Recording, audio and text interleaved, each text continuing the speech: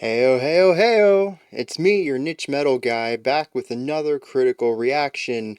We're going to be doing an entire album today. We're looking at the group Tomb Mold.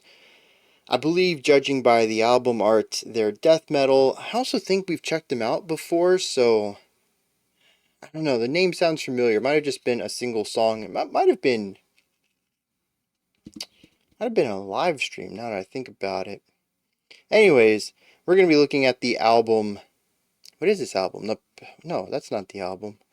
What? Why is my Spotify so terrible? Oh, The Enduring Spirit. My song column was so tiny. None of the columns are present. All I had was song titles. Anyways, this is off to such a wild start. Nothing is going right with this video so far. Let's dive into this. We have 7 songs ahead of us, which seems rather short. It is only 42 minutes long. Interestingly, a quarter of that is the final track at 11.5 minutes. Everything else kind of sits in the 4 to 6 minute range. A couple of longer songs in there, but we also have a 3.5 minute track to balance that out. I don't know. Let's dive into this with The Perfect Memory Phantasm of Aura.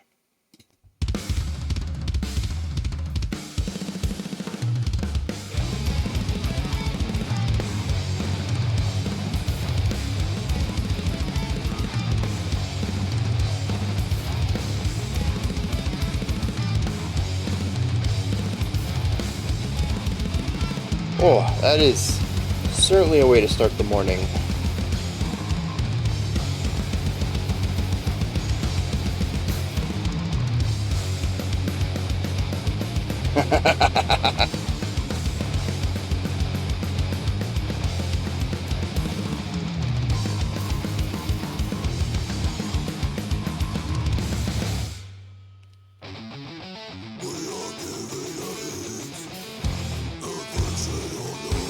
So all of that wild microtonal stuff to then lend us on this very gorgeous arpeggiation.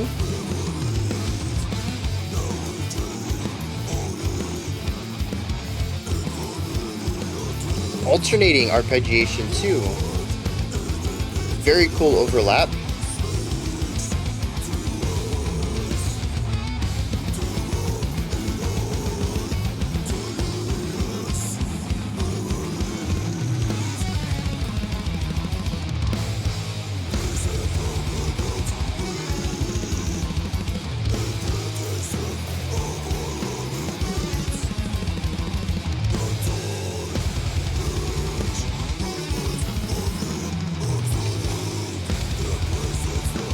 Yeah.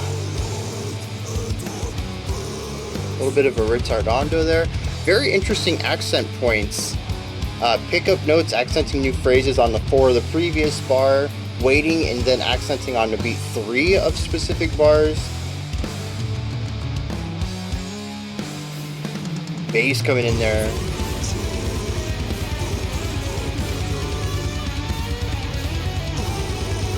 I like the guitarist to run a solo tone for this section.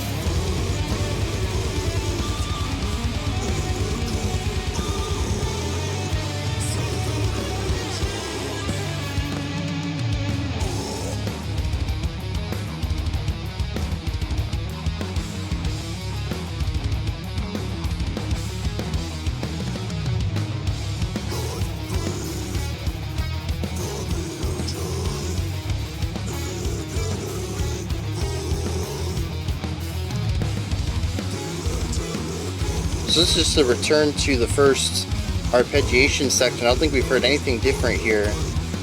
I'm picking up wild bass ideas though this time around.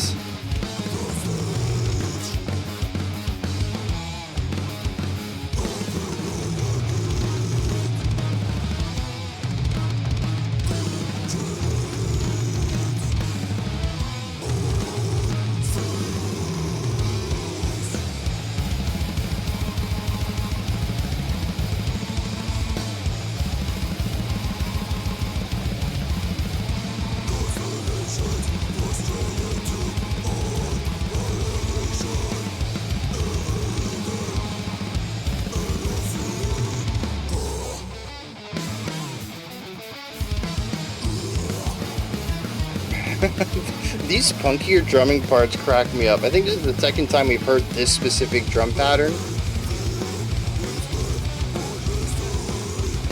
And that's like such a metalcore riff right there.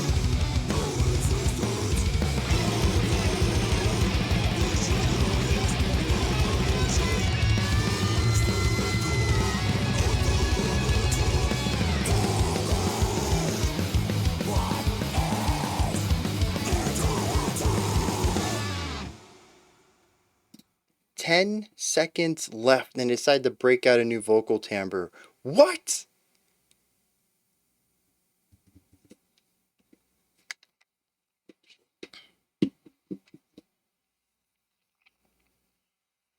I really feel like I need a moment to... Just a moment. I don't know what I would do with it. I just don't think I'm prepared to dive right into discussion. Jeez. Okay, so just gonna kind of wing. I did write down a few notes. It's less of it's less of a cohesive series of ideas. Because normally I have, a series of topics. I'm like, I want to touch on this, and that kind of segues into this, and I'll build like a light outline in my head, and that's how I typically go about these videos. And here I just have these segmented ideas. I'm like, in this section they did this, that was wild. In this section, this was wild. What did they do? And I think that's kind of where I want to start with this. This track's all over the place. Legitimately, like it's all well within the realms of metal. We're not throwing anything avant-garde or jazzy or poppy or anything in here. It's all metal, right? But it's kind of all over the place in the realm of metal. I don't know, we have some noisy dissonant death metal at the beginning, lots of usage of dissonant tones in the guitars, playing notes that just clash. The dyads that we get there, just... It's wild because the song kicks off and I'm like, oh geez, this is what I'm in store for. I have 40 minutes of noise metal in front of me. I wouldn't be opposed to it. I don't think we've ever done anything dissonant in the realm of metal for an entire album before. It would be a tough listen for me. That's for sure. But it wouldn't be the strangest thing we've listened to on the channel. And I have listened to enough noise rock and avant-garde metal over the years. I could probably endure 40 minutes, but I was honestly like, oh, jeez, this is a day. This is a day. It's the job. Let's get through it.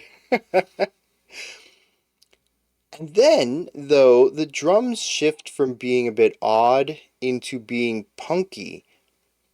Snare accent on every beat and a closed hi-hat hit on every offbeat, creating this this like bouncy feeling to the whole song. It just made me want to dance. That's not very metal. Metal it makes you want to bang your head. So I'm like, ooh, it's kind of working for me. The dissonance is odd, and then we just kind of cut all of that in favor for this next section, which is arpeggiations. Beautiful arpeggiations too, with this awesome alternating focus. I think both of the guitars, left and right pans, were arpeggiating at the same time. Bottom note, middle note, next middle note, and then octave. Do do do do do do do do. Right? But the thing was, if you listen to volume, it seems to shift. One side has more volume than the other at different times. And it's equidistant too. One of them was louder on the first and fourth note. The other one's louder on the second and third note. Very interesting kind of bouncing back and forth emphasis there. But underneath this was some melodic bass work. That was pretty cool. It also went with some of the consonants that we heard in the arpeggiation, and was acting as a sort of counterpoint, if you will, to this melodic arpeggiation. The drumming was high energy here, definitely death metal drumming, and the vocals it's growls. Not my favorite part of the track, but we'll come back around to that. And it's like everything I was afraid of more esoteric, microtonal dissonant sounds in the beginning was just wiped clean for stuff that made sense. It was like an image blurred coming into focus. I really enjoyed that, but like, dude, what was the opening then? What was the purpose of that? That is a way to kick off an album. Y'all had me scared for like 30 solid seconds. From here, though, I don't even know. We hit a place that kind of lended itself more to traditional death metal riffage, just very rule of cool, heavy pedal note usage. We got away from the arpeggiation. Eventually, we brought in a guitar solo under a vocal part. And what's wild is that because the vocals were still centered, our left guitar stayed left panned, but it shifted to a solo guitar tone, which gave it priority in the mix, but not priority in centering. And so it honestly felt like it was competing with the vocals for a while, and it didn't quite line up with the other guitar, which isn't usually a problem when we get to guitar solos and the second guitarist will be given more of a flatter range. So instead of maybe a guitar pan to either side, your solo guitar gets pan center and your rhythm guitar gets the full bottom. They're everywhere. It's a very full sound, no panning on it. And that way it balances out that way, where it used to be split left and right. Now it's sort of split up and down. And I didn't do that here.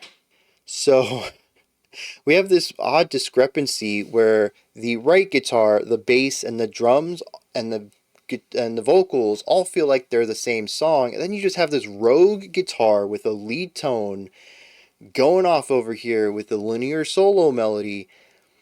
And for a second, it's one of those things where I'm like, did I leave a tab open somewhere? Because it feels so distinct from the rest of the song. It feels like it doesn't fit at all. It's a wild, wild choice. And it's like the intro all over again. The song was making sense to me, and then I get thrown this wicked curveball, and I have no idea what to do with that information, and I completely botched the swing.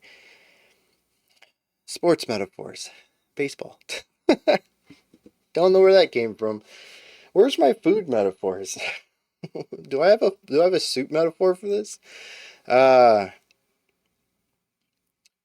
I don't know, man. That whole section really threw me off, but then we just return back to form. We bring the arpeggiation back, we bring back the punky drumming, and then, well, let's double back a second. I've brought up most of the instruments and what they're doing, except the vocals.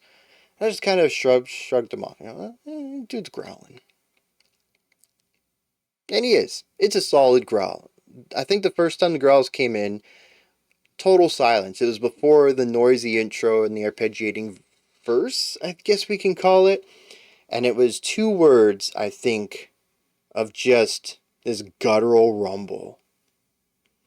The dude has a solid growl as far as body and width and power and presence. Definitely doesn't sound like there's a lot of production going on with it. This dude's just, he's got a gnarly voice and he knows how to use it. And that's the vocals. They're a bit higher in the mix than I would expect. I kind of enjoy that. I still have a tough time understanding anything about it. I have no understanding of syllables, much less words. And I was like, okay, you know, it's one of those albums. I can do 40 minutes of this. And maybe, as we even saw in here, there's quite a few sections without the vocals present at all. Which is not something I'm going to hate. Assuming the vocals never change, I'm fine with less vocals. Simply because they're just not my cup of tea. But again, I don't hate them. They just quickly become background noise. Like anything repetitive, it becomes a white noise to me. It's the static element that appears in in some sections. So it's just kind of making me wish that there is some melodic moments at times. And they lean into that. I really like the arpeggiation during the verse. The guitar solo was nice. The bass taking on the lead melody at times. Like I don't have a point where I wish there was more melody,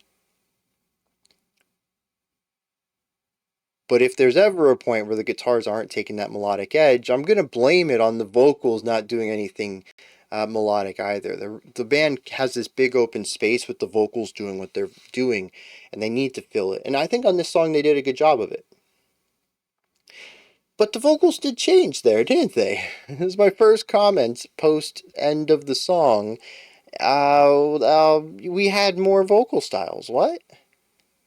10 seconds ago, this dude unveils a higher pitched harsh. Not only just unveils it, but layers it against the growl. Where was that the whole song? Dude, that was awesome. And part of it is the contrast. It is the it's the ace up the sleeve. You didn't know I had this. That's one thing that I like about it, but oh, where else would you put it though? I mean, the song is already fairly dense. There's a lot of music going on here for 4 minutes, and I'll tell you, it didn't feel like 4 minutes to me. This song felt short. But yeah, I enjoyed that. I really hope we hear more of the higher vocals because I like them more, but I think that might just be contrast because I don't think I heard any pitch changes to it either. It was just like the growl, just monotone, one sound, all the syllables and words are going to be here, except now it's up here and all the words and syllables are going to be here. It's still monotone, right, at the end of the day. But it leaves me with the intrigue. What other cards does this guy have up his sleeve? I'm curious. We have 6 more songs ahead of us. What's this vocalist going to pull out of his hat next? That might not be fair. This might be the only trick he has, and he has these 2 vocals. But the way that he ends this song leaves me guessing. And I hope that there's stuff to be guessing for. Oh yeah. Odd phrasing. There's that one section that I was conducting out. 4/4. The whole song's in 4/4. But I found the reason I was conducting is because I couldn't figure out the time signature or the phrasing of it, if nothing else. And so when I start to conduct it out, I start to find these odd ideas. The vocals would start their sentence on the downbeat of 4, the beat prior to the beginning of a new bar. The guitars would accent on beats 3 and start their riff in the middle of a bar rather than the beginning of it. There's just a lot of odd starting points in here. The ending points all seem to be rather natural, but when we start something a bit earlier than I expect or half a bar later than I expect, my brain immediately goes, oh, maybe we are in an odd time signature. For instance, if the idea starts a beat earlier than I expect, I don't think that it's a pickup note exactly or immediately. I don't think, oh, that's probably the end of 4. I think, oh, we're a beat shorter. Maybe we're in 7, alternating a 4 bar and a 3 bar. And so I needed to conduct it out to figure out what was going on because it gives me a way to think about the time without having to worry about the tempo and beat itself. I can allow my muscle memory to stick with this, and I can feel the 4 everywhere. 1, 2, 3, 4. 1, 2, 3, 4. And I can worry about counting in my head. And it just allows me to separate the 2 ideas out and makes it really easy to find time signature. Or at least gauge where we are against 4. Because if the idea shifts and I'm doing this line over here, I'm like, oh, it shifted on 3. I don't have to be counting in my head and realize, oh, what beat was that? I can just say, oh, yeah, we're on 3. But yeah, that whole section was bonkers, especially when the rest of the song did nothing of the sort. Everything was rather consistent in its phrasing, working within 2 to 4 bar ideas, always ending at the end of a bar and starting the idea back at the beginning of a bar. We didn't really have anything about this odd phrasing of, starting and stop. Well, not really stopping. Starting ideas that just aren't on the downbeat of a bar. So I found that to be really interesting. Again, it's a one-off. It's a one-off. The intro is a one-off.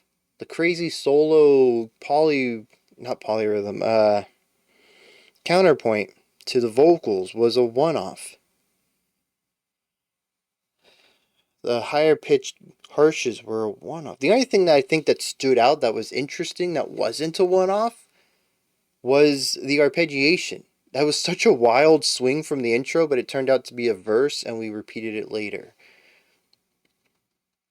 There's a lot of odd... Man, I wonder if they're going to continue this. Is this just the band? They have these three modes to them. Noisy and dissonant, melodically driven, and then esoteric, progressive, whatever you want to use the word for. And we get a little bit of equal use of all three of these in this track as an introduction. And then some of these tracks are going to be noisier. Some of them are going to be more progressive. Or are they a type of band that just constantly adds new ideas to their music? Are each of these songs going to be different? Like And You Will Know Us from the Trail of Dead, where like every song was a different genre of rock? I don't know. I guess the only way we can find out is to push forward through the album. Let's check out some lyrics real quick on this one, though, before we do that. One of my notes just says microtonal, and I'm still so thrown off at that intro. I was so scared. I was like, this is going to be a rough listen, and then I ended up enjoying it because they did something totally different. Wild, bonkers stuff, lyrics. Alright. The lyrics are quite philosophical, utilizing religious and supernatural metaphor to tell whatever it's trying to tell, because honestly, it goes right over my head. There isn't really a lot of lyrics here, which I think is impressive given how often I think I heard the growls. But it is... There's a lot of depth here, and I'm in awe of the use of diction. There's a lot of really good words in here, but I'm a little lost on it. Kicks off, says, we are given the heat and friction of light to molt in our delirious memories. Now we dream only in familiar depths. What in the bitter night speaks to us? And it's, I get a feeling of loss. We had something that was so great and now we don't. But I don't know what specifically that's alluding to. It says, three sepulchral notes ring, a phantasm of aura remains, the torn flesh ribbons of the absolute, their presence like firelight at our backs. It paints a very vivid picture, but what does it mean? It talks about threadbare faith in the cult of seven angels, that we live free from illusion in the gallery of the angelic conversations, but still bound to be lashed by the great white light. I wonder if that's supposed to be death, that no matter what we do with life, we will always be bound by follow the light, the white light that many people associate with death thanks to fiction and media. But there's this one line here that stands out to me, and it feels like it's the key to understanding everything. It says, the stench of enlightenment degenerates my cells. I still get a feeling of knowledge here, of philosophical meandering, thoughts weaving in and out, trying to understand something, and yet this one line talks about destruction of enlightenment, calls it a stench. I don't know. It's the one line that feels inverse to how everything else appears to me. It says, man may feel his breath one last time, quietly, and offer no resistance. How pure the shade of this premonition, how hysterical our thermal maximum. Tell me, what is eternity? Like I said, I can see so much depth here. It's like it's clear, it's transparent. I can see how much information is here if I could just dig down, but I can't get past the surface.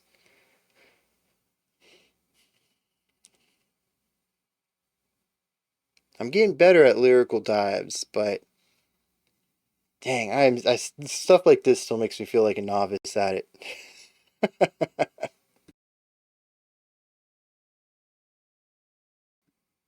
And unfortunately, like I don't really have a strong grasp on what's going on here, so it's tough to tie it back to the music, although honestly the music was sort of slipping through my fingertips as well. There are sections that made a lot of sense to me, but taking it all in as a whole, what was the song going for? What was it doing? Why was it constantly full of surprises? I think one of the best parallels between it and the music, the lyrics and the music, is just the linearity of it all. There are these concepts lyrically that cycle back, that pull back to previous ideas. Even the end says how hysterical our thermal maximum.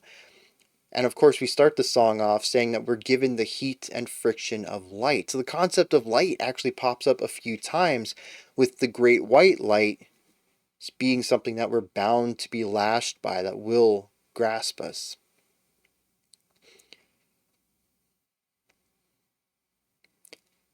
While the poem itself is completely linear, there is no concept of a chorus here that would be a recycled stanza. There's a lot of sections that pull back, look at something we had done previously, and reinterpret it or add extra um, context to it. And the music does this as well. I wouldn't really say we have any chorus in the music either, but there's certainly the arpeggiating guitar line that comes up, the punkier drum idea. These things continue to showcase themselves into the end of the song. I don't know if they were always paired with the same idea, in that were the punky drums played alongside the same guitar riff. When we heard the second time going through that arpeggiation on the guitar, were the vocals doing the same thing? Was the bass doing the same? That kind of thing. Were they simply recontextualized, or did we take a full section and just replay it towards the end?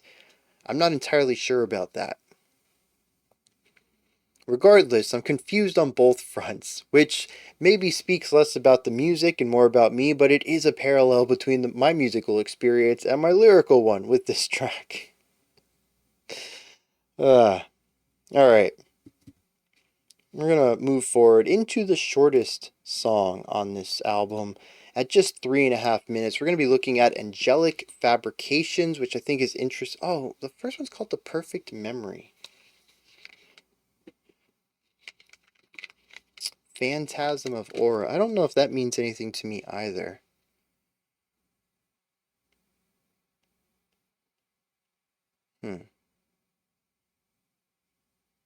Oh, anyways.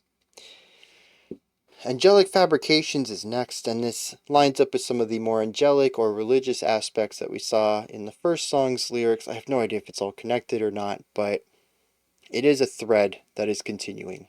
Let's dive in.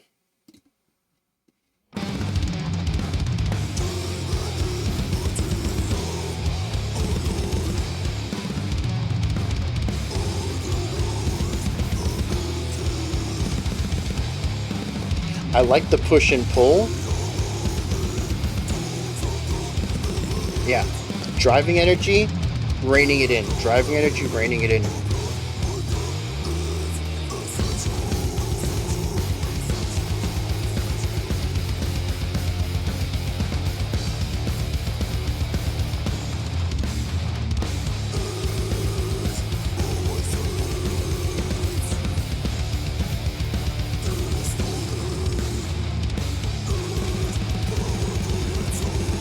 Got them blast beats in there.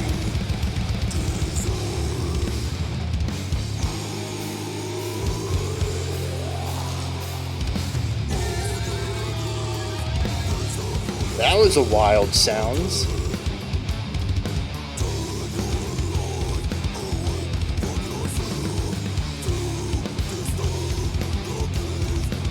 Yeah.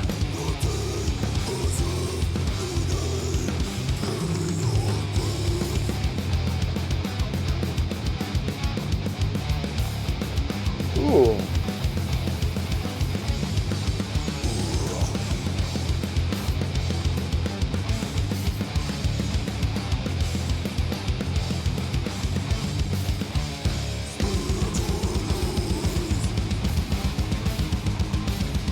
Oh, that's a very similar idea to the previous riff, at least as far as notes and pedal tones go, and attributing it to a new rhythm.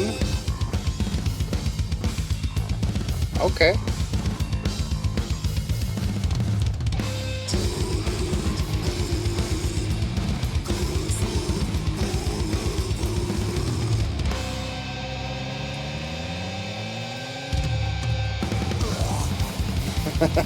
Tempo shift.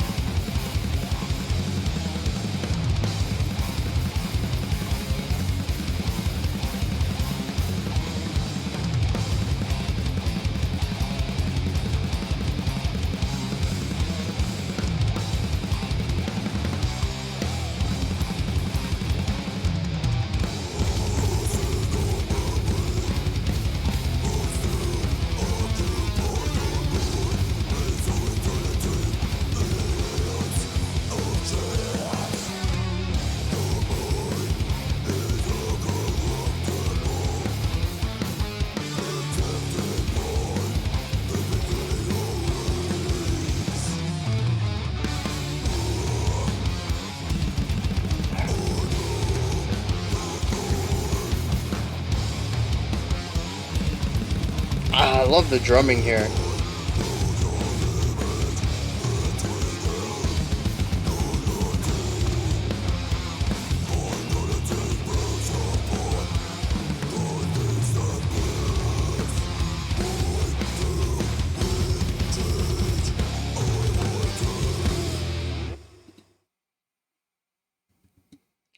Alright.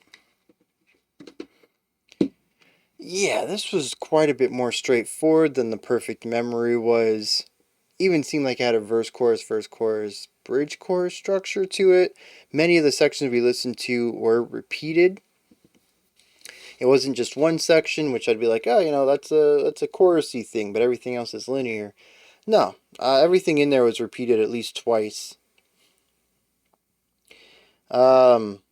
And it was all straightforward death metal. They do have some cool riffs in here. The drumming, though, is very rigid and aggressive. We do have a couple of sections that kind of pull that back a little bit and approach something a bit groovier. But for the most part, it's a lot of just aggressive, weighty, how many times can I hit the drums kind of drum work. The growls are just consistently that lower growl.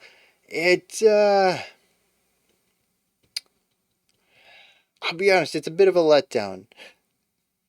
The odd choices in the Perfect Memory, as much as they were a bit abrasive for me on a first time listen, indicated something a bit more progressive about the band.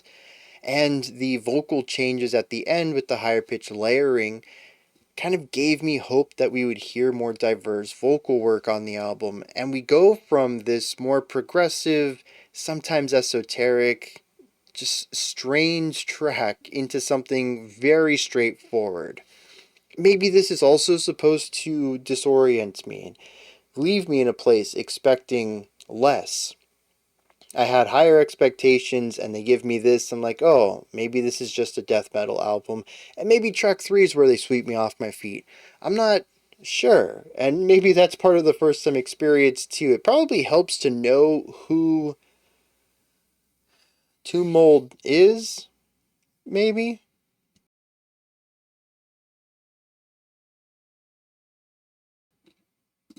I mean, they've done at least 5 albums. Oh, no, this is their 5th album, it looks like. According to Spotify, anyway. Spotify sometimes doesn't always have full discographies, but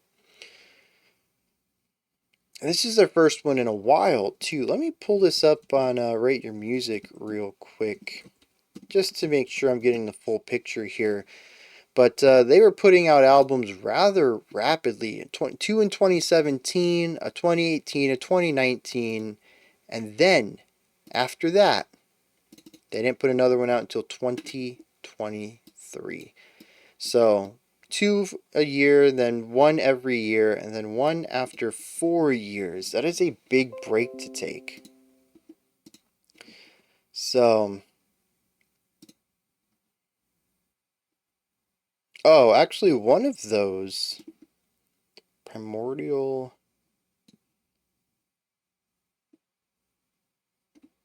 What is this? Oh, it's a compilation. Okay. So no, they only have 4 albums. So one a year from 2017 to 2019, and then a 4-year gap.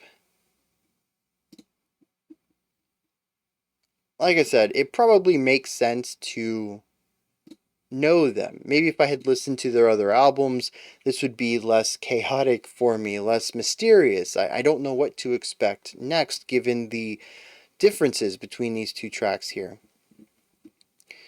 But I'm kind of left in a place, like I mentioned, a little disappointed in that I thought we were going to listen to something a little bit more progressive than what we got with Angelic Fabrication.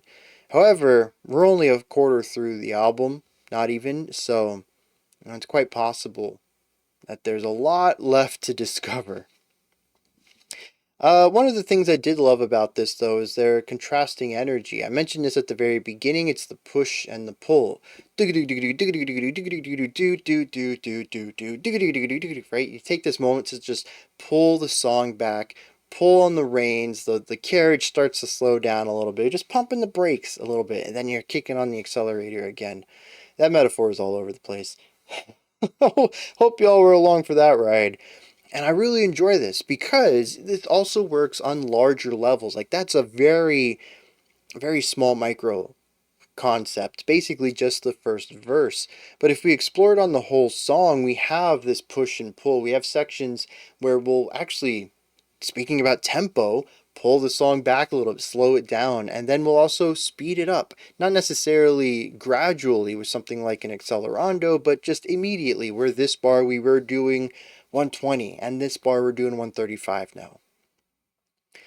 And so we have this across the entire song too, where we have these moments where we accelerate and just kick it into the next gear, and then we have sections where we'll slow it down a little bit and allow the section to breathe and explore itself. And that isn't even talking about each individual section, which has also moments of slower and faster sections, just high intensity versus low intensity.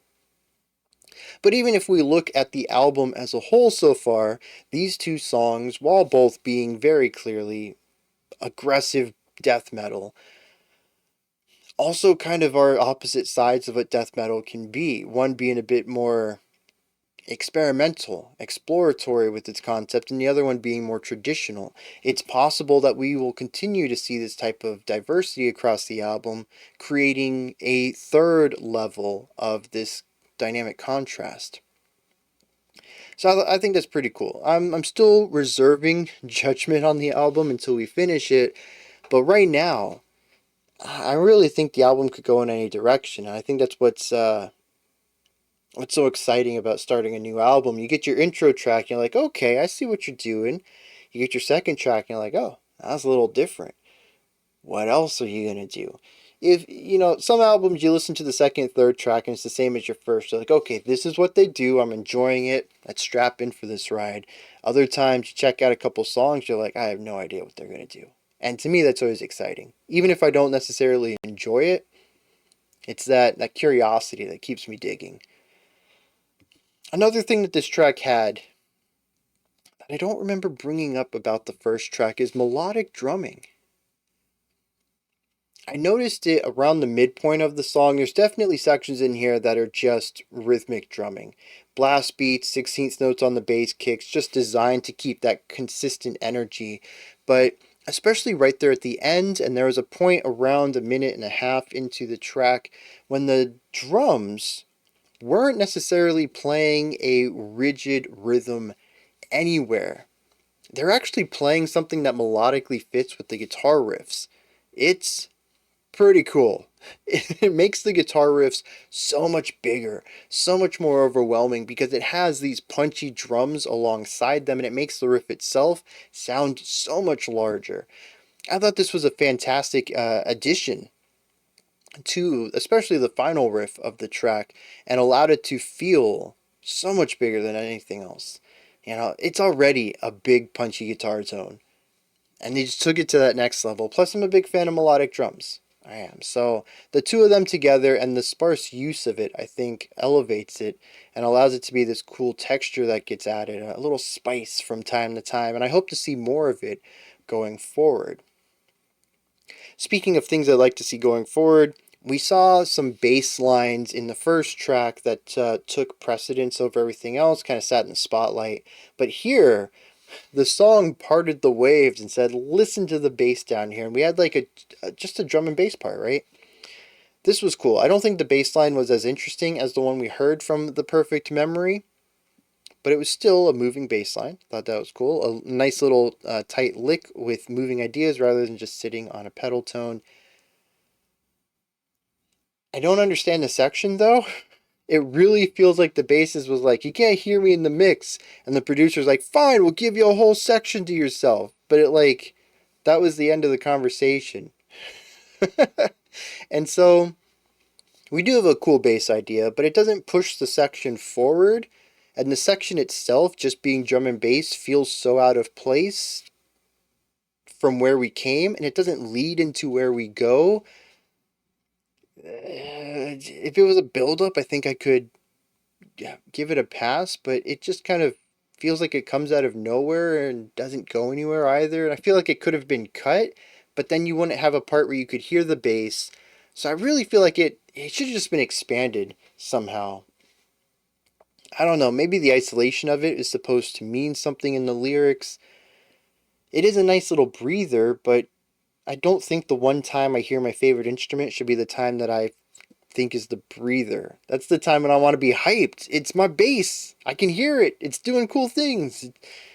It just never really complements the song in any fantastic way. It's sort of just there. I feel kind of bad about it. It is, yet again, just another odd decision in a series of odd decisions on this album. We've listened to 8 minutes so far, and part of it is just very straightforward death metal, and the other half of it is me going, why was that there? And I'm very curious about this. I kind of wish I was a fly on the wall in the recording and production settings and just get to see how these decisions get made, because to me they're just very esoteric, even for black metal. But I'm enjoying it. It keeps me on my toes too. So I don't want to say it's bad. It's definitely going to take some listens to, I think, in order to understand their purpose. Maybe it makes more sense once I have the entire concept in mind. Maybe it makes more sense with lyrics. Again, the lyrics are already kind of going over my head a little bit. But, yeah, this first time through, though, I'm just left questioning some stuff. I do see that this is one of the lesser played tracks from this album. So I'm kind of hoping the rest of the album's a bit more interesting. I don't necessarily want to say progressive again, but less straightforward death metal. And I'm hoping that some of these longer track lengths are going to feature that. Is there anything else I wanted to add to this one? I mean, the guitars did everything was really cool death metal stuff. I don't think anything in here really stood out to me like the solo section did last time around or the arpeggiating lines. Just a lot of pedal tone usage and rule of cool stuff. Sounds like death metal. For better or worse. Let's hit some lyrics.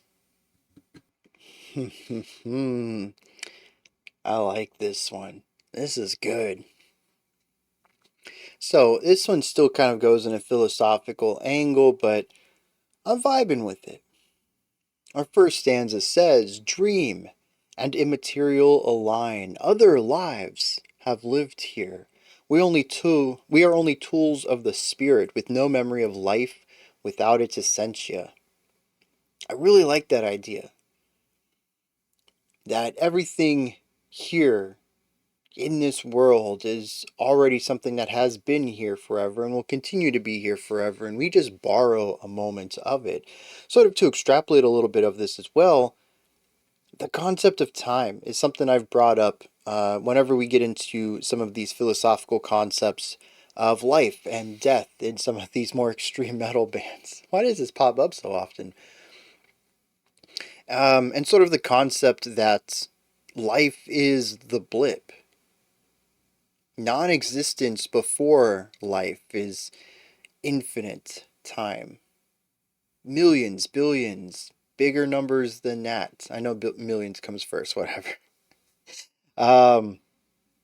Just so much time before our existence, and when we pass, we will return back to that original state of non-existence for an infinite amount of time again. The idea that what's here was always here, we just blipped in and used it for a moment, is an interesting one. Then says, is power for its own sake what we desire? I like this line because it speaks to what feels like a very human component. A strive for power. It's something we see everywhere, in our fiction and in our reality. It is such a core element, at least, of life. Not even just modern life, but through all time. What power is, how power is earned, has changed over the years, but it's still something that humans have consistently sought after in general. But then it says, all that is visible, plagued by death. Turn your eyes away from yourself, to disturb the peace of even the dead as if in a play of breath. I like this because it speaks about the great equalizer here. Everything, plant, animal, human, all of this, everything, even the things you can't see, will die eventually. If we're all equal, stop thinking of yourself in a singular. It says turn your eyes away from yourself. Understand things from a larger perspective.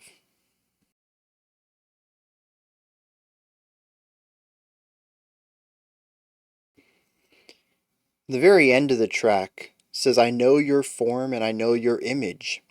Finality broods upon the things that pass. Why do we change, I wonder? I think this is interesting because it poses a question that works on both the small and large levels. On the micro level, it's about individual change, growth. Not just physical, but mental, emotional. The difference between a 10-year-old you and 20-year-old you, 20-year-old you and 50-year-old you, 50-year-old you and 80-year-old you. But it also speaks about change in the larger. Why is it that the world continues to change? Why is it that humans continue to change? Why is it that life today is so different than 10 years ago? 20, 50, 100, 1,000? If all of this is just such a blip, why is what happens here in this blip so important that we should change it so drastically? I think a lot of this necessarily kind of speaks about the more spiritual side of life, but I think it's really interesting in that a lot of it also poses questions for the secular as well. It is a way of understanding the world around us, devoid of the spirituality of it, but through a spiritual-esque lens. I kind of wish there was some answers here to see the vocalist's perspective on these topics, but I think even just posing the questions themselves, if nothing else, lend it to interesting conversation. And on another, if nothing else, I am seeing some things that I didn't think I would from a new perspective. The very end of this song had me think about things in a way that I've never even thought about before, much less heard about. There's just no way I would have ever come to see things from that point of view. I find that pretty awesome. Now we're going to continue on, moving into some of the longer tracks on this album. In fact, this is the second longest at 650, called Will of Whispers. Why does that sound familiar? Have we checked out Will of Whispers? No, I think I would have recognized this album art. Anyways, let's dive into this and see where Tomb Mold goes after the rather straightforward Angelic Fabrications.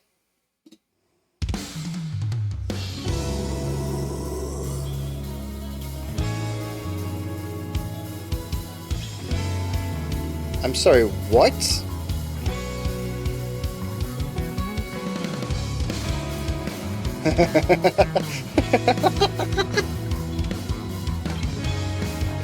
No! No!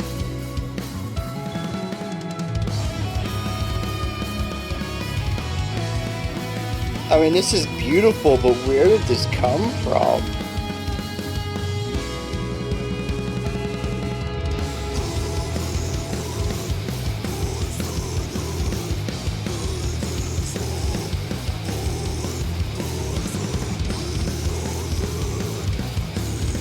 Okay, so I have checked out this song before, 5 months ago.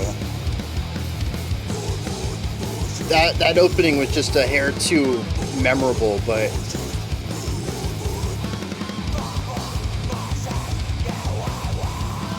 yeah, some vocal changes.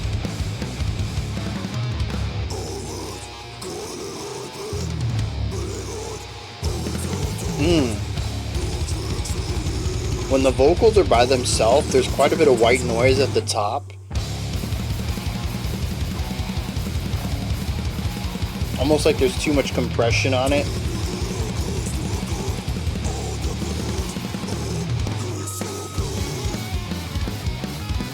Ooh.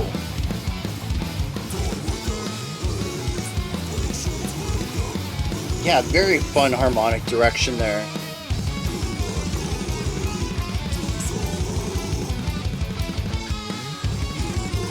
We have the bass alongside this melody.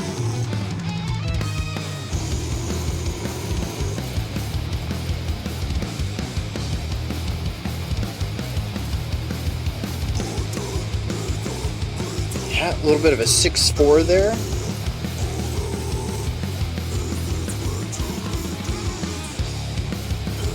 Constant rising idea.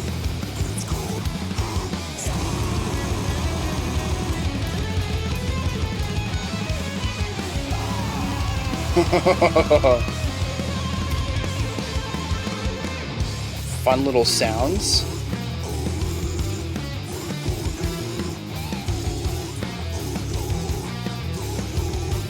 Super groovy right here.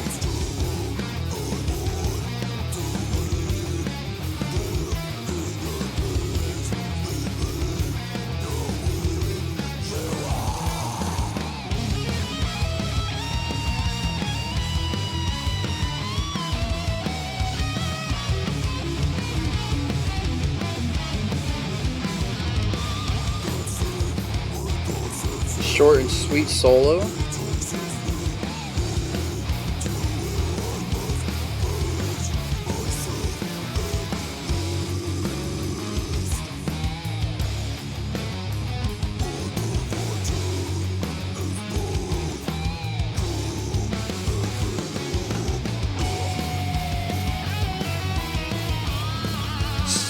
Second solo.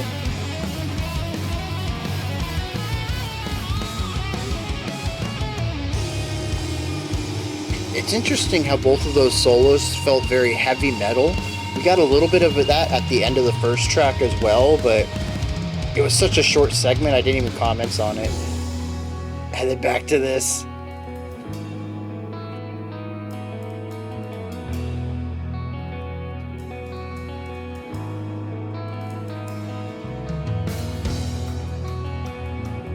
The cross sticking.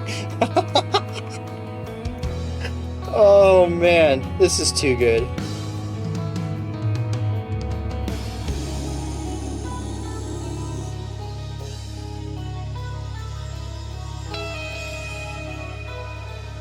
The heavy reverb, treble heavy pitch.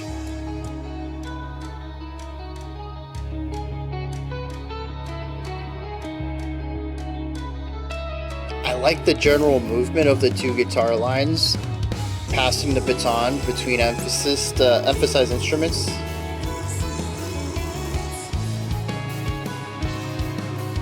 Whoa, that little jazzy chord we got there. The melodic drumming.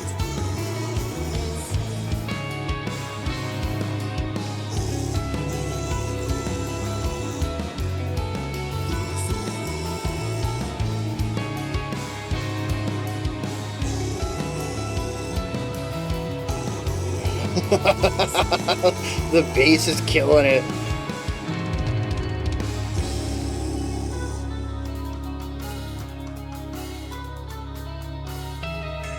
Little modulation there with the slowdown on the drums.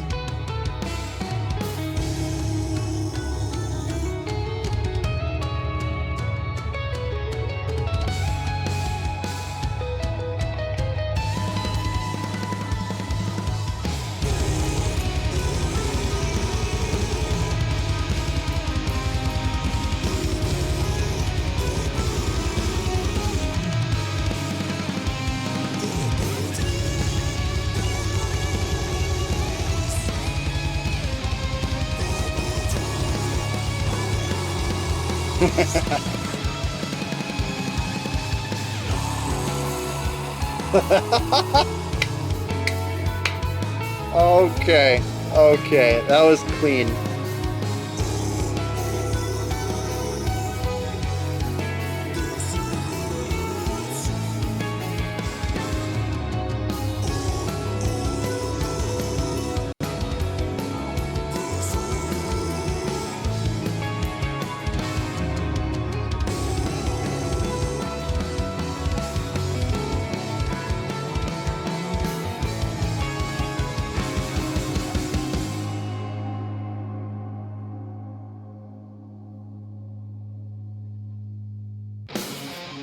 Oh, yeah.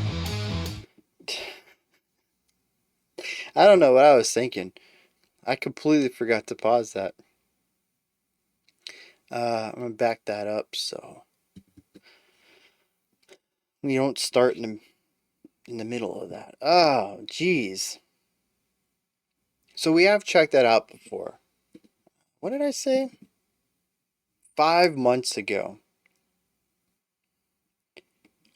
The beginning. I remember that. Although for some reason I think it was filed away in my head under periphery.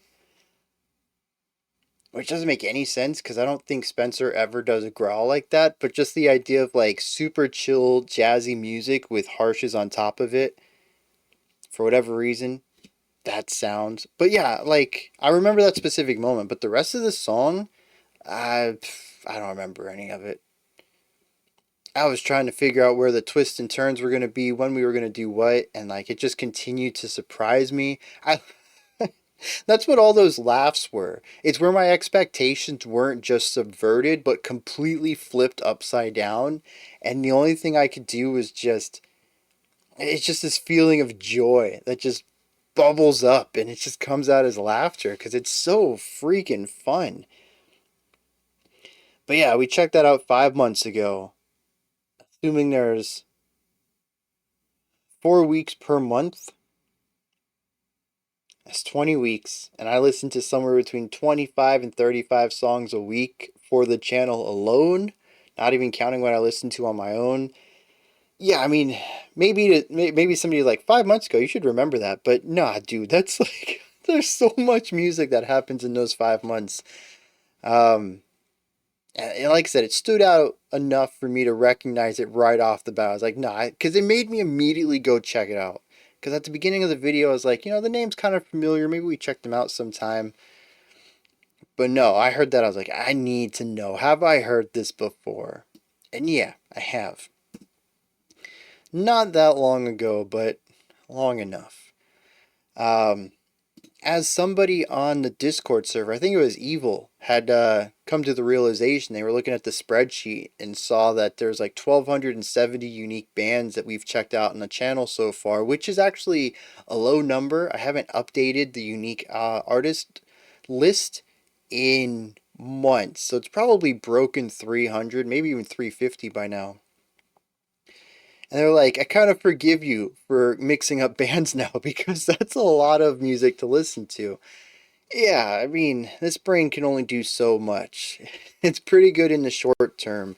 You give me a song, I'll be able to talk about it for half an hour with remarkable accuracy. But days, weeks, yeah, I might be forgetting it after a while. Certainly months. It takes something like this that's just like the immediate snap, helps me recall it, something definitive. So, what is going on in this track, though? This is chill. This is right from that first guitar chord. It's not even a full chord immediately. We do hear all the notes simultaneously, but it's a slow strum across them. It's not just and you get like the full chord in one stroke. And so we have this nice gentle movement across the strings. It creates this beautiful chord. We get the light drumming and the light guitar work, treble heavy guitar timbres rather than some of the bassier stuff we hear with the massive distorted death metal guitars. And we get this, just this really low growl. And the music is so soothing, and he's just so imposing with that vocal. And it's just, what I like about it is that they know it's absurd, and they just lean into it. And at least that tells me a little bit that, they're good at what they do, right? There's no way to say that this isn't a serious band. The music they've played so far requires a ton of chops from everybody in the group. They are serious musicians, but they don't take themselves too seriously. And the opening of this track is all I need to hear to recognize that in them. I love it. What I love equally is that we only listen to this section for 30 seconds or so, and the death metal part kicks in. And we're back to those screaming electric guitars, playing fast riffs, to the blast beats, to, well, the growls didn't change. And it's just like, wow, that's really all you can say about it. Wow, you did that. You went ahead and you did that. You just have to be in awe about the decision to do this, especially coming after Angelic Fabrications. I had mentioned at this point, track one kind of left me wanting more. It saw a more progressive side. I saw some interesting ideas, some vocal variations. I'm like, what are you going to give me next to build off of this? And it's just a massive reduction of ideas going into something a bit more traditional. And so at this point, I'm like, oh, was the first track a fluke, or is this supposed to be contrast to that? And this song comes in right at the beginning. Hey, no flukes here. We just like to keep our album varied. Check out this smooth jazz. And there's not a lot of bands I think that could pull that off where it doesn't feel cheesy. And Tomb Mold just, it works so well. And I think a lot of it is how they've built this up. We didn't kick off the album with this. We introduced something that would be adjacent to it and then simplified it into something a bit more traditional and then introduced this fun smashing together of sounds. And it comes together so well. It really does. I don't think I have laughed so much or so hard at a metal song in my life. And it makes me want to go back and watch the reaction I did for this one a few months ago and see if I laughed there too, because it's so good. It's just fun. It really is. At the end of the day, this is a fun track. And they're having fun with it. And if we're all having fun, that's a good time as far as I'm concerned. Now, I mentioned after our intro, we head back into some more traditional death metal stuff. There's some cool riffs in here. I like how the bass is playing the same thing as our two guitars, which is a fast, driving, moving idea. I thought that was very cool to bring all that together. Drums are going crazy. There's blast beats in here. We got growling. We have the next section which says, Some cool riffs. Once again, it's this ebb and flow, all this driving energy. We kind of rein it back just a hair bit.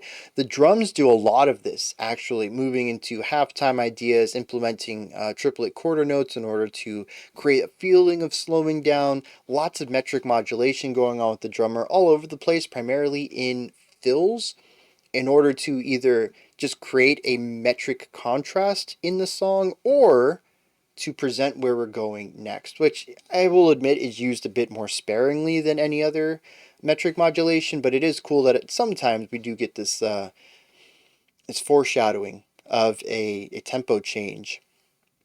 And in here, we do get to hear a little bit of triplets before moving into a 6/4 time signature, which I quite enjoyed. It wasn't necessarily a smooth transition where the triplet feel was the new tempo of the next section, but having these groupings of 3 before moving into a section that emphasizes groupings of 3 was a really nice parallel there.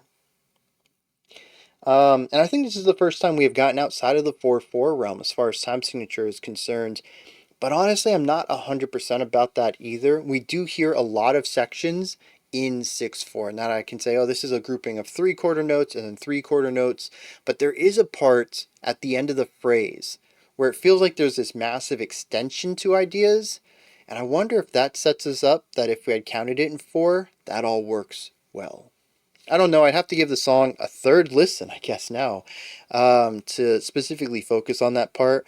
Regardless, though, I would probably transcribe most of that into 6/4 and then have some time signature changes after that to take into account the extended idea they have at the end of the phrase. We also heard some more vocal styles here, which I appreciate. You know, again, after the higher harsh that we heard at the end of Perfect Memory, I was kind of hoping to hear more vocal variations, and we didn't get that in track 2.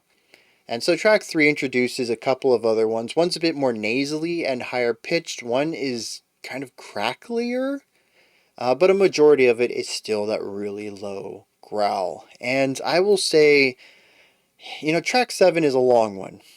It's kind of a double length song. It's almost like this is an 8-track album, given how much longer track 7 is than everything else averaged. But we're coming up on the halfway point. And the vocals still just aren't grabbing me. And that's just death metal in general. I don't want anybody to think that I dislike this vocalist, or that I'm throwing any shade at him. The dude has chops. He showcased a few different styles, and his growl, his primary one he uses all the time, it takes skill to produce that, and it has a ton of body and size to it as well. I mean, the dude's obviously really good at what he does. It's just very monotone. When the rest of the band is as dexterous as they are, I kind of want the vocalist to be too. Now, granted, in this song, it absolutely works to their benefit, because if the vocalist did have, say, a black metal screech, or maybe a metalcore scream, or even clean vocals, I don't know that the smooth jazz sections would have been as effective. It is the fact that we have the smooth jazz paired with the specific growls that makes it such a fantastic moment in the track. So it is one of the few sections I think that really works for me, having these types of vocals. But yeah, I mean, it's just, I mean, on the one hand, it is the glue that holds everything together, right? Everything is so bombastic and dexterous, and over the top. You need that one thing that's just like your foundation. But I do feel like that their placement in the mix, being it a bit more present than anything else, and kind of feeling like it's placed vocally, not like older death metal that tends to stuff it into the mix and utilize it as that white noise texture. That, I think, would allow it to sit in the background and be that glue, be that foundation a bit better. But this sits above the band just slightly, not so much like a pop song, but more so than I would expect for the genre, and it's difficult for me to hear it exclusively as that background sound. Yeah. Let's talk about the smooth jazz. This is so good. First of all, Love the entire harmonic shift. The chords that are used in the guitar and bass are totally different here. It isn't even just a surface level thing. We are literally moving into some jazzy ideas, even utilizing these really cool, spicy main chords to take us back to our home, which is where the resolution comes from. You got to have some tension to resolve from, and they use some really jazzy ideas for these rather than more dissonant or unbalanced chords that you would hear in blues or metal. Getting away from the pentatonic stuff and incorporating some really cool stacked chords. So this whole section's kind of nice. I love the solo that we get from the guitar as well. Just a really nice jazzy melody. Lots of linear melodic writing there. And, while the guitars are doing their thing, creating this smooth atmosphere, the bass just has this wonderful walking bass line. Absolutely love it. It feels like a legit smooth jazz song.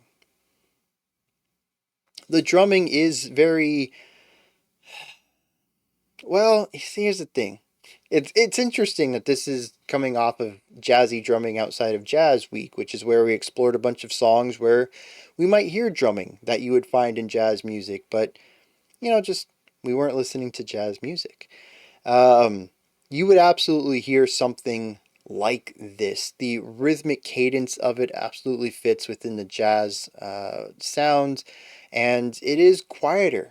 The snare is underutilized, primarily used for the cross stick, which is where you place the stick on the snare itself with the bottom end on the drum head and a part of the front, usually closer to the front but not the actual tip itself, on the rim. And you just kind of pick it up and hit it against the rim of the snare.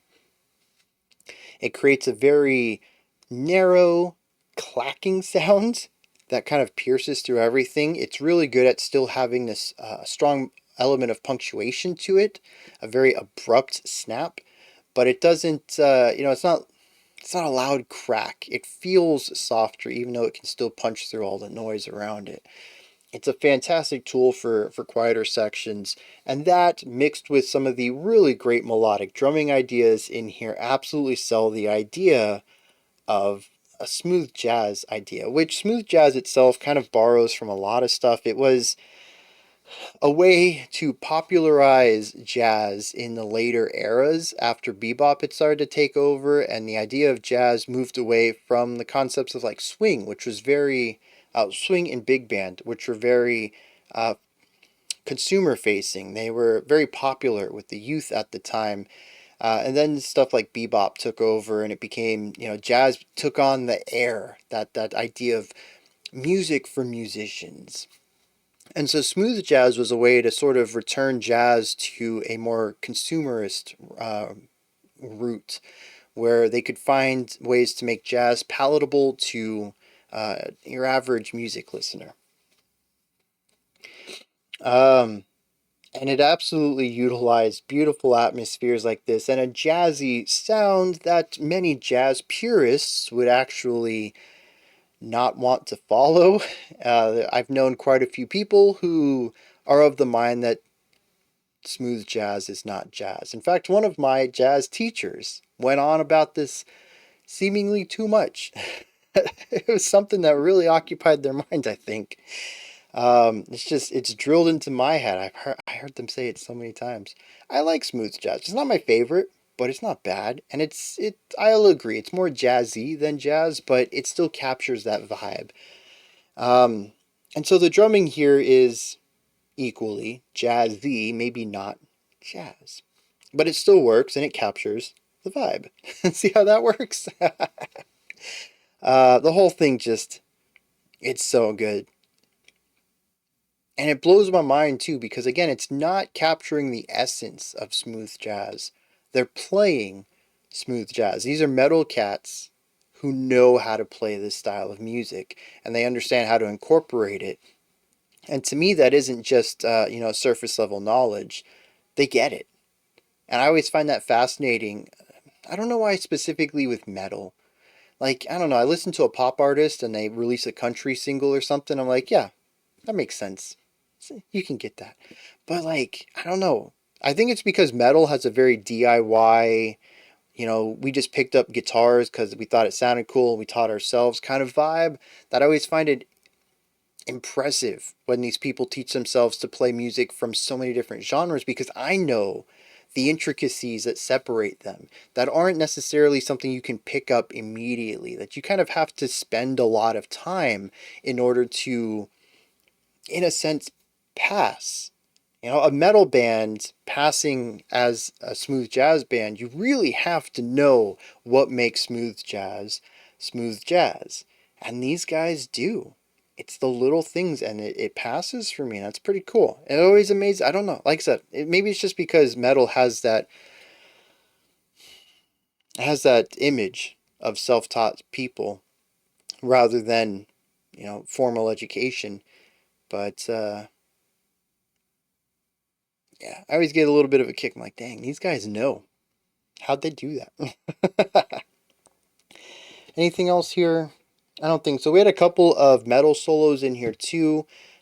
Very short on both of them, and they also felt closer to heavy metal than death metal to me. Reminded me of stuff from like Iron Maiden, which comes from both the tone and what they played, and I found that interesting. We also heard that at the end of The Perfect Memory, just a little dash of that heavy metal sound. And I'm kind of curious about that, but I don't have any insight into it or anything to glean from it, so I'm just going to move on. We're going to check out some lyrics.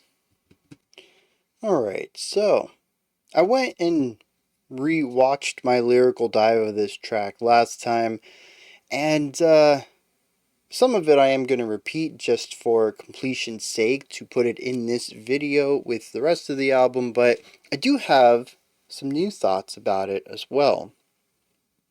Particularly how it sits against our previous two tracks. What I really love is that the lyrics so far are all rather deep and philosophical, but tend to move into one another. At the end of our last track, it asked, why do we change?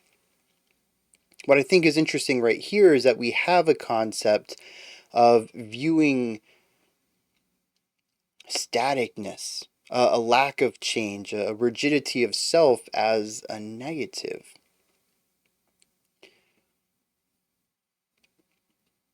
It also, once again, moves into the idea of what is life, which seems to be a consistent theme throughout. What is our existence? Not necessarily what's the purpose of it, but what does it mean to be? You really don't get more philosophical than that. And so we have lines here like time without haste and patience without release is a way towards sorrow. That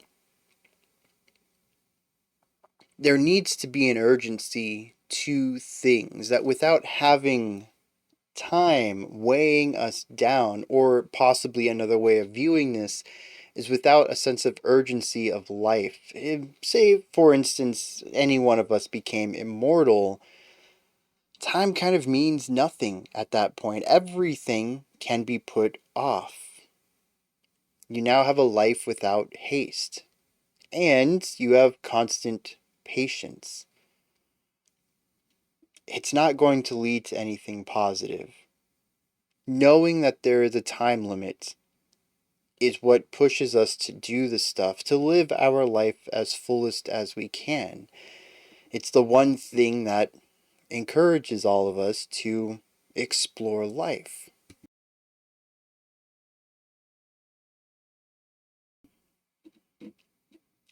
What I also love is the next stanza says, underneath the greater beauty and aura is where truth begins. Experience both its calm and storm. That life isn't about one extreme or the other. Life is about enjoying the contrast, the highs and the lows, because without the lows, the highs won't be as much of an ecstasy.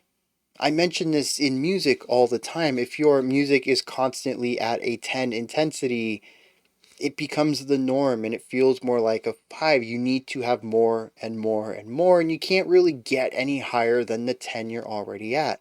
So if you want your 10 to have impact again, bring the song down to a 4, a 5, a 2 even, so that when you come back up to the 10, it feels fresh. You have something to compare it to now. And so the high points of life, the elation of life, if that's all you experience, it becomes boring. That doesn't necessarily mean that we all need drama in our life, but we certainly need something to compare the highs to. Maybe even a mundanity is enough to help us experience and appreciate the best moments of it. The other side of this, though, is that it does speak about a calm and a storm, and the song showcases both of those really well between the death metal and the smooth jazz. One is certainly a bit more chaotic and stormy than the other. Now, the last stanza I like. It says, all are allowed their secrets, all are allowed their spirits, their solace, their sorrow. I like the alliteration there, but I also enjoy the idea that people are allowed to be what they need to be. You want to be alone sometimes? You want to keep some stuff to yourself? Do you need to be sad here? That's all allowed. It is part of the human experience. Who are we to deny these moments? It follows this up, though, with the phrase, but who will remove the blade from between my eyes? And I was very confused about this last time as well. And at this moment, I still don't have anything to expand upon from that.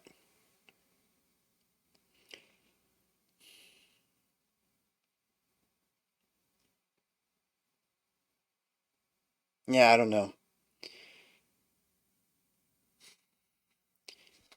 I think that's it. Do I have anything else here I want to bring up? I know I spoke about this a lot more, but I kind of condensed a lot of those topics down and just kind of spoke about them more concisely here. So if you want to see a few more of my other thoughts about this, I suppose would be one way to phrase that. You can go check out the other video. I'll link it up there or something. And it's all timestamped. Just go to the lyrical dive portion of it. Otherwise, let's proceed on. Where's my Spotify? There we go. The next track is called Fate's Tangled Thread. It's pretty much the same length as Will of Whispers. Let's see where they're taking us this time.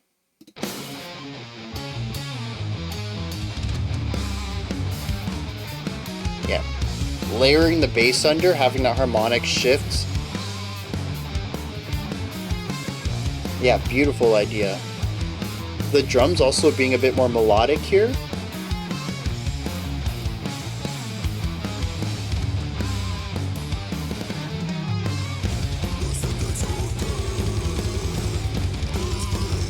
Now we have the cymbal hit that's giving us the rhythm, but before that the drums didn't really have a sense of rhythmic staticness that would give us that beat.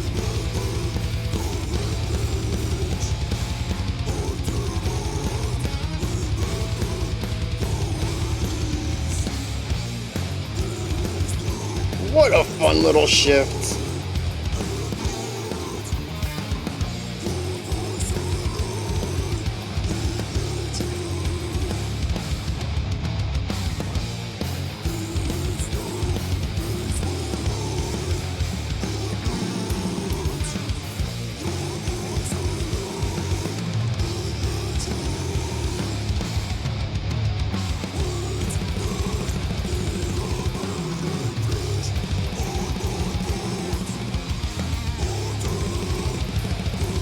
Contrasting the last groovier section with just this forward drive and momentum.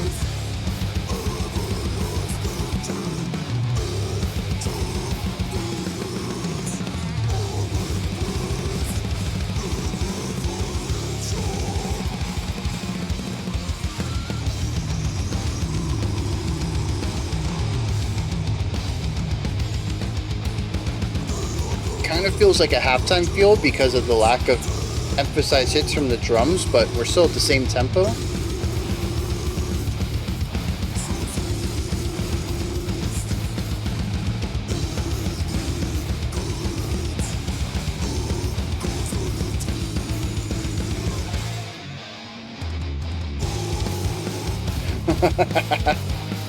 Okay.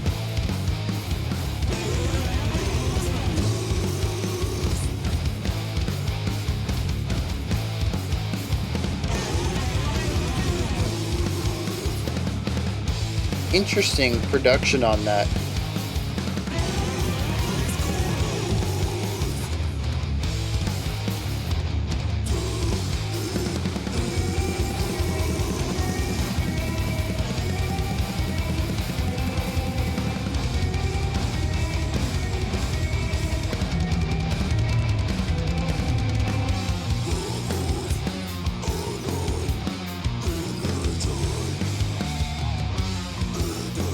Very linear structure throughout this so far. I don't think we've repeated any idea yet.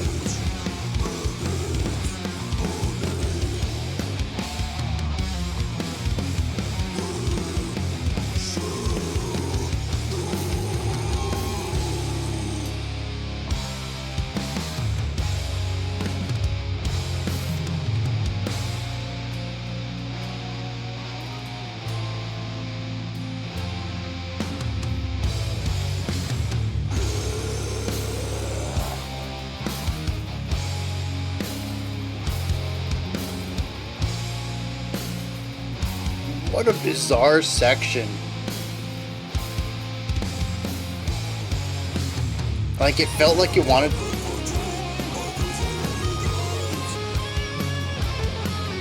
What?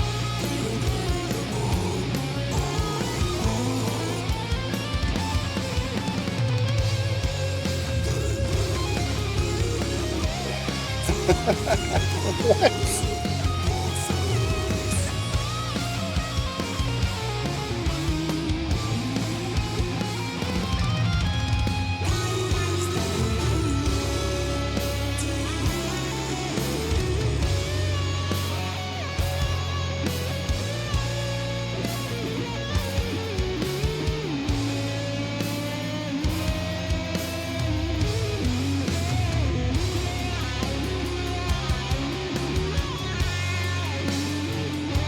It's interesting that this is called Fate's Tangled Thread, and yet it is the most linear track we've had. No tangling of the structure at all.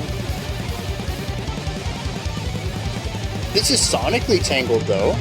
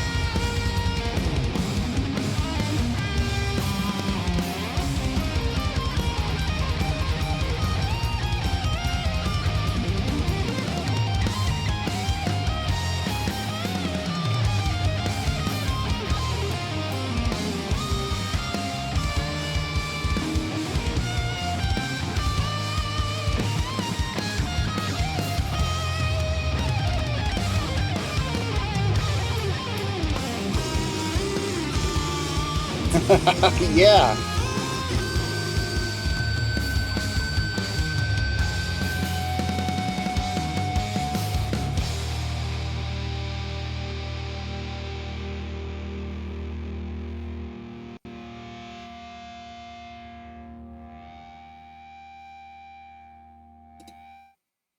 That go into the next track? I think so. That's just another wild one. So many bizarre twists and turns across this track. I ultimately enjoyed it. I think it's just tough to get a grasp on a first time through because there are a lot of twists and turns, and it's easier to lean with those twists those turns, those curves when you know they're coming up. And I don't. And so I can't lean into them and move with the song. I feel like the song's jerking me around. And so I'm kind of left at the end of this one sort of bewildered by it all. Intrigued. I do want to get a better understanding of it, but I don't yet. But let's explore this track. It is fairly linear. I don't think I heard any repeated ideas. We did have 2 guitar solo sections, but I think the music that existed underneath them was different. So even that, a lack of callbacks. Which is wild because Will of Whispers had a little bit of a callback. Angelic Fabrications shifted to a verse chorus format, at least musically. And The Perfect Memory did have 2 callbacks, so I think they were recontextualized. So there is an element of looping back ideas, at least musically, on this album. And for the song to be called a tangled thread and then have no tangling of a thread going on at all, I find that to be wild. Is it coincidental? I mean, maybe. It's possible. You know, you name things after you make them, right? This could have been, you know, track 4 or Fate's Anger, you know, some sort of pre-final draft title for so long. And then you put the song together and you're like, yeah, this is Fate's Tangled Thread. But if it's intentional, it cracks me up. It really does, because this is the most straightforward song, at least as far as structure is concerned. Any other track feels a bit more tangled than this one does. But through this linearity, we do find quite a few ideas. We kick it off with a lot of death metal. A lot of death metal. There's like 4 sections straight of just really cool riffs that dance between more melodic and consonant harmony and some more that's a bit more dissonant, going for that noisy metal sound. We do have some really cool bass lines at the beginning, and the opening has a wonderful melodic drum element to it that I absolutely loved. As I mentioned during it, if you go and listen to it, the section after gives us quarter note hi-hat, or quarter note ride cymbal, and you can have this 1 2 3 4, 1 2 3 4. You find that sound of the cymbal, and it's going to give you the metronome for the section, the beat. But in the intro, we don't have a single instrument that gives us that consistent beat. The drums are basically playing the same rhythm that the guitars and bass are playing, and it is just so cool to listen to the drummer say, okay, the guitars are doing do-do-do-do, do-do-do-do, and there's that one bump up, but most of it's descending. How could I replicate that in the drums? And it's cool to listen to the drums be played as if they were a pitched instrument, like the guitars. And that's the whole thing behind melodic drumming. And that's what makes it stand out to me, because it's just a very different way of writing drum parts. It's less interested in creating a beat, and it's more interested in being a part of the song. And there's not to say that there isn't a point in the middle where you can be an additive component to the song while still keeping a beat. In fact, we hear quite a few sections in here like that. But those are the 2 extremes of just laying down the beat and then having no beat whatsoever. We get to hear a little bit of both of those across this track. This isn't the first time that we've had melodic drumming, and I'm coming to really enjoy this drummer's his style, the way that he incorporates rhythm and melody into his playing, particularly along the drum fills is where we get to hear more of the interesting ideas. Speaking of interesting ideas, a lot of the guitar lines in here are kind of built around this idea of 4-bar phrases where bars 1, 2, and 3 are the riff, and bar 4 is the punctuating idea. You'll notice a lot of the time when I'm headbanging to the music for bars 1 through 3, I got a normal thing going on, just 1, 2, 3, 4, just laying down the beat. But on the 4th bar, I'll kind of go back and forth instead of up and down. And it's because this section tends to be a contrast to the other 75% of the riff. That contrast can come out in a few different ways. Sometimes we reduce the frequency of attacks and hold out some notes. Sometimes we shift to triplet. Sometimes we speed up the intensity, but it's always designed to create an ebb and flow to the guitar work. This is not something that Tomb Mold has necessarily came up with. You can find a lot of this even going back to older heavy metal, but it's definitely something that I feel like they've perfected here in utilizing it as a way to control the pacing of the song, even on the minutia. The riff itself feels well paced, and both ideas flow into and out of each other really nicely in a way that feels natural for the type of music that they're crafting without necessarily drawing attention to it. It's really easy just to go along with the song despite the intricacies between these two modes that the guitars play within. While on the topic of guitars, there's some wild guitar stuff going on in this one. As far as lead melody lines, a few guitar solos that feel wildly out of place. First of all, we've brought back the idea that we explored in The Perfect Memory, where our left guitar takes lead and has a lead tone in a place where there's just not a lot of room for it. I think this is less of a odd element of the first track and more of just how they choose to produce sections like this. I've listened to progressive metal music that includes lead guitar tones alongside lead vocal tones, both as cleans and harshes, and there's definitely a way to do it where it stands out less, but as I'm not a producer myself, I don't really have any tips or tricks on how to do that, unfortunately. And for all I know, Tomb Mold's producer is well aware of how to do this, and they actively choose to keep it this way. It is something that I don't think is wrong.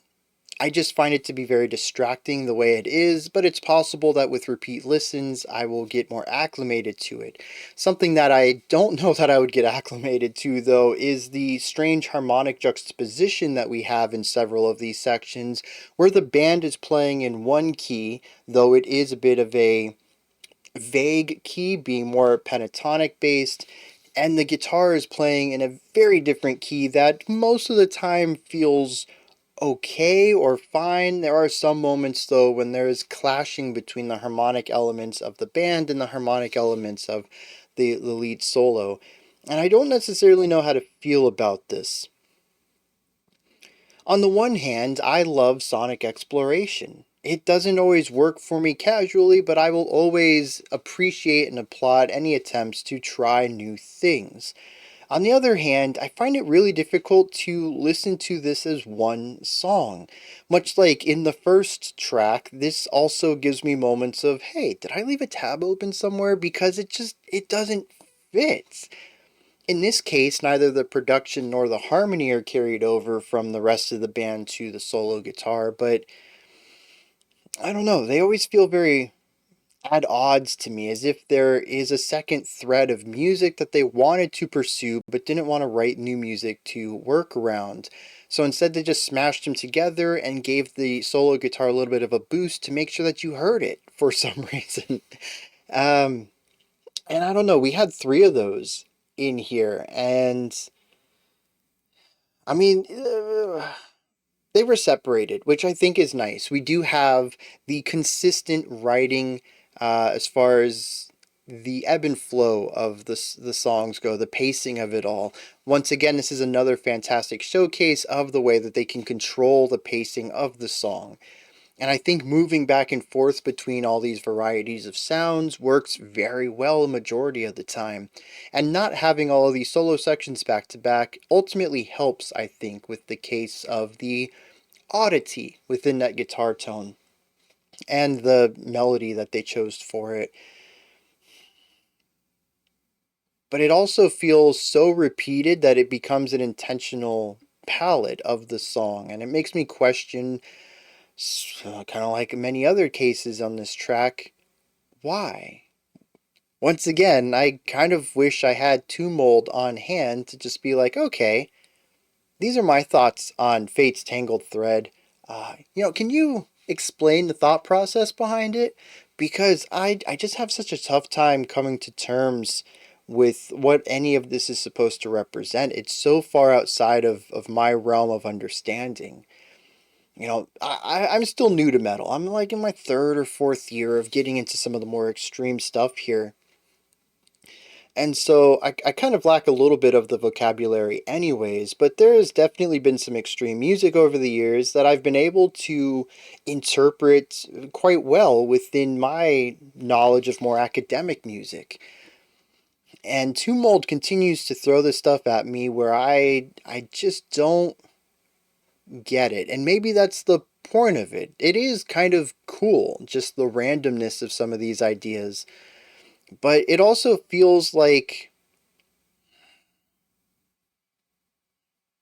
it feels a little bit like throwing things at a wall and seeing what sticks, but not really knowing how to discard the stuff that doesn't and utilizing it anyways. Again, that's not to say that Two Mold is inexperienced in composition or anything like this. This is their fourth album. And for all I know, they've already gone through this experimental process and have found out what they like best. All of this could very much be intentional. And it would be me. It would be a skill issue and not being able to understand it more so than, an issue on their end of creating good music. But it does create many hurdles for me in the palatability area where I tend to appreciate a few of these songs and primarily some sections from the songs that we've listened to so far from arm's reach, where I think it's cool what they're doing, but it's not necessarily something I'm going to want to revisit. Will of Whispers, I think, is honestly the most experimental track so far, but also the one that I think is the most cohesive, where the experimentation pays off and lands on something very new, but still works very well. Whereas something like Fate's Tangled Thread, with all of its oddities, ends up feeling like that, an eccentric collection of sounds that are all fairly metallic in many ways, but ultimately feels like a series of, well, a series of disjointed ideas smashed together, or maybe put in another word, tied together, a tangled knot of sounds, fate's tangled thread. I don't know. I feel like I'm grasping at straws on that one, but it did just dawn on me as I was describing it that maybe that's the purpose of it. The back and forth between such wildly different types of metal could be the intertwining layers of this thread. At the beginning of this section, I did say I was a bit disappointed that for a song called A Tangled Thread, it was rather linear, but the tangledness could come through in another element, I suppose, other than structure, and it might actually be this, the sonic palette, constantly flip-flopping and changing. I don't think I have anything else to say about this one because the two things that did stand out to me were the wild guitar solos and the death metal aspect. I mean, they really use the death metal bass as a strong foundation in most of these tracks, which I think is why Will of Whispers still stands out to me because it's only utilized for half of that song. But I also think that this longer runtime, I don't know if it hinders it in any way, but it's definitely felt. As I mentioned at the beginning, Perfect Memory and Angelic Fabrications felt rather short to me despite their already short time length. But Will of Whispers felt short too, but Fate's Tangled Thread felt like it was longer. It actually felt like the 6 minutes that it was. From here on out, though, we have a 4 and a 5, and then our final 11, so we are done with the long songs for a couple of tracks. Anyways, let's hit some lyrics on this one and see what's going on there. The album's beginning to take a step in an, I don't want to say unusual direction, but definitely one that I'm having difficulty grasping. The album started out with lyrics that went a bit over my head, but I quickly got on board with the philosophical musings that the lyricist was placing down. But here we are again, a bit lost in it all. This track specifically is about death and how death takes us all, but specifically the narrator. It is interesting in that it calls death a sickness, as it's fatal and contagious. It says your body forfeited to sleep. But we move from this grand general idea of death down to the singular experience. As I do not remember the wreckage nor the waste, there is no place where I am not. Speaks about the last gasp of living breath, my last call lost out to the ether. What I find interesting is that both of these ideas are then juxtaposed with somebody whose last call was heard. Earlier, when he says that I do not remember the wreckage, he says, but your voice is alive in legend. And here, as he says, he calls out lost to the ether, it says, but your voice alive in legend and as sharp as your rib cage. He says, we each have names only we know. I think this is interesting, speaking about the duality of death, where some people's names are continued to be remembered as legends, where other people are just lost. While death is the great equalizer, how death affects people is different. The person themselves may be gone, but their memory has differing ways of weight, a different vastness to it. I don't necessarily know what he's trying to get at here, but the duality here of showcasing the parallels between an unknown person and a well-known person in their death is apparent. From here, though, we move on to post-death. It says, the apocryphal dream I visit every night, this inalienable aura. It led me to the infinite process, and there is nothing left to hear. Go through what has left and gone, there where you lay, stripped as you are, forbidden to forget. They of the grand are enraptured by fate's tangled thread. They led me to the infinite. And this speaks as if death is this beautiful, intricate process. And in some cases, it is, if you can abstract yourself from what life is. And this is where the song lyrically begins to get top level. Divorce yourself from life as a human thing and look at it purely from a calculating, non-emotional, analytical perspective. Look at it scientifically, possibly, without any emotional ties to it. Suppose fate is real. Then a person's life is dictated by a series of events, and at the end of it, the life is over. Or is it? See, again, death is not a state of being. It is a place to go next, described here often as the infinite. We've heard this phrase many times over this album, or something akin to it. It's not necessarily that the life begins, follows events, and then ends. Life begins and follows a thread into what comes next, the infinity of non-existence. What I find unsettling about this is that it does strip context from the events of fate's thread. That it kind of reduces everything down. There are no important parts of your life. They are just another step towards the infinite. I don't necessarily know if that's what they're intending to say, but that's what I get out of it. This whole album so far has been fixated on death, of trying to figure out what life is. It does speak about the beauty of life. A few tracks back, it was Will of Whispering, whatever that track was called. Will of Whispers. Oh, it was last track.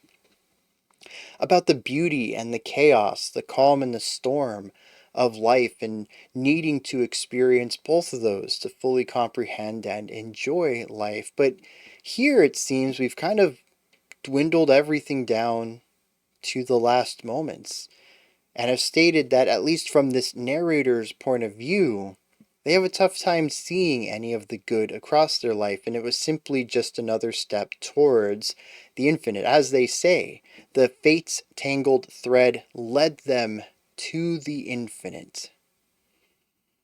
any of the steps in there could have been any other steps. They were all going to take him to the same place. Maybe not physically, might have died a different way in a different place at a different time, but death still would have come, as he calls it at the beginning, a fatal, contagious sickness.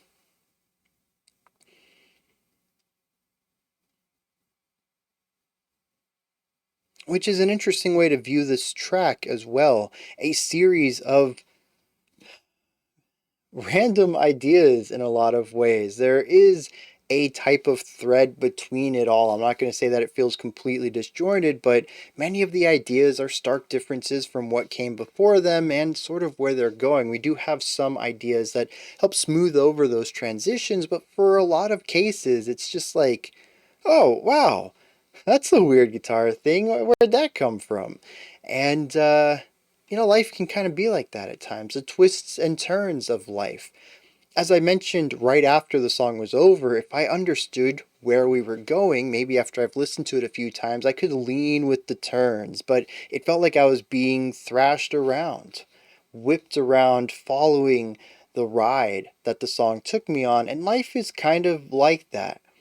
You learn to roll with some of the punches, but as the first word leans into there, you learn to roll with those. So the negative aspects, the jerks and twists of life, the wild twists of fate, you can't expect them. And so you just have to go along for the ride of life. So the song kind of feels like that. Maybe less so of a tangled thread, while it still kind of has those, but just the general idea of life being wild and twisty. Yeah, I think I've come around to this one. It still needs a couple listens for me to get acclimated to the general palette of the song, but from an artistic angle, I think it's really starting to come together for me. As I mentioned earlier, we're moving into the shorter portion of this album. We've got a couple of short tracks, just like how we opened with a couple of short ones. Let's dive into Flesh as Armour. Yeah, this is still the last 10 seconds. I rewound it a little bit.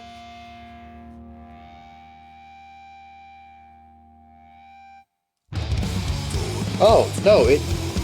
Oh. Okay, I don't do this often. I am going to rewind this. So the ending makes more sense because, like, originally I just thought, oh, this is a metal thing to do, right? High frequency, high feedback, just let it, exist, and that's going to take you into the next song, and then you play your new riff, and bam, you have a cool transition. We've heard this on plenty of albums.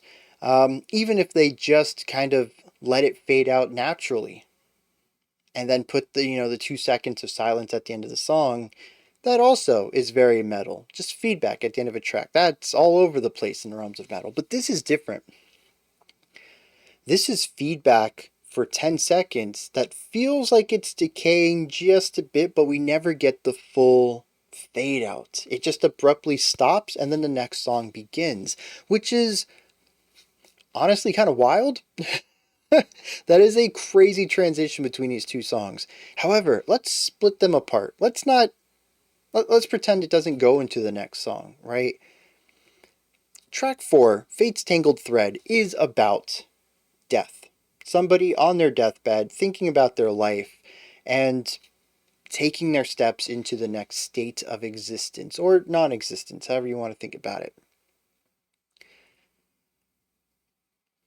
They are thinking about life, feel the dwindling energy within them, and then it's just over. There isn't this nice fade out for, there is not a simple transition into the next state. Existence, consciousness just ends at a point. There's no lead up into it. There's no way to anticipate it. It just stops. I think that's what the song's going for there with the ending, with the feedback there. It's the last bits of energy for this person. They've contemplated life for this, 6-minute song, and this is it. This is the end. And there's no way to know when the exact point is. You just kind of notice you're here, kind of running out of energy, and then you're not.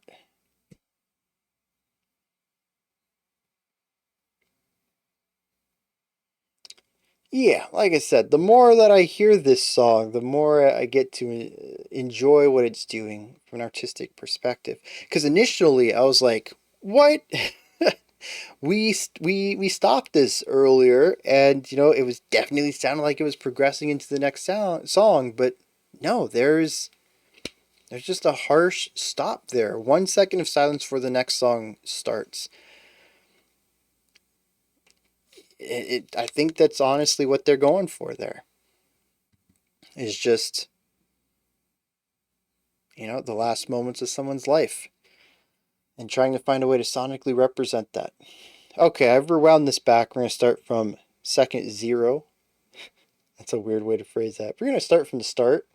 That's even worse. All right, let's just dive into it. Flesh is Armour.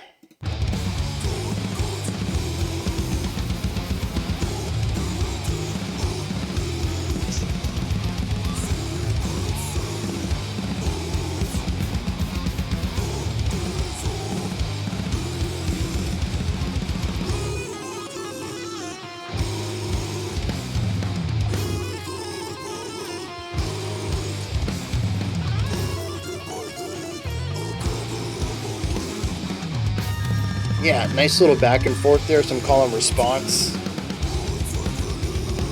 Ooh.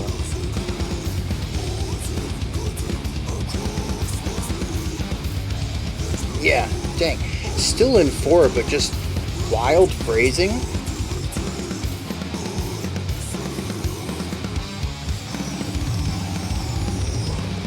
That was some cool production on that.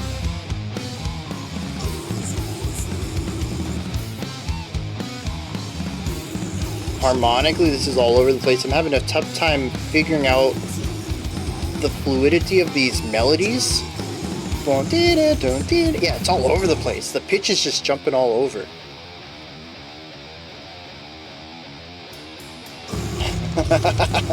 A couple of bell hits here.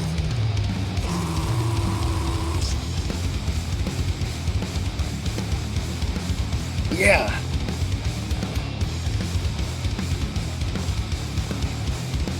Simple, mindless, but driving into the biggest harmonic swing. What in the world?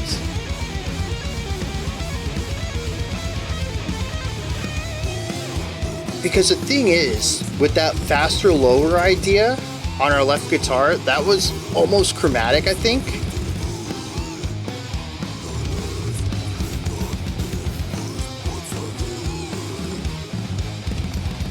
There's 2 harmonic pinches in that, right?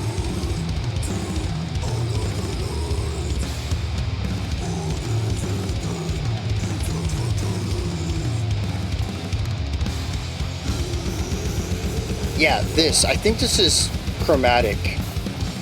There's a lot of half-step movement in it.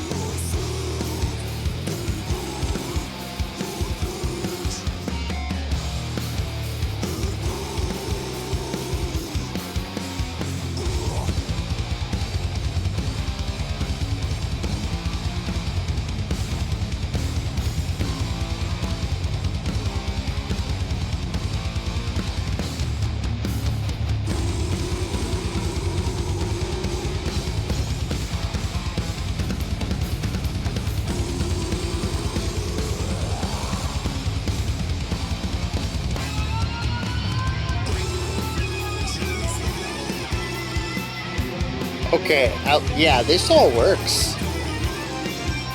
I mean, harmonically it's odd, but the production on it.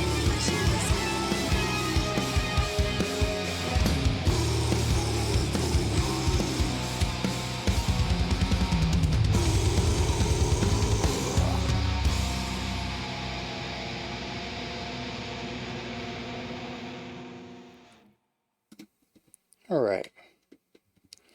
Yeah.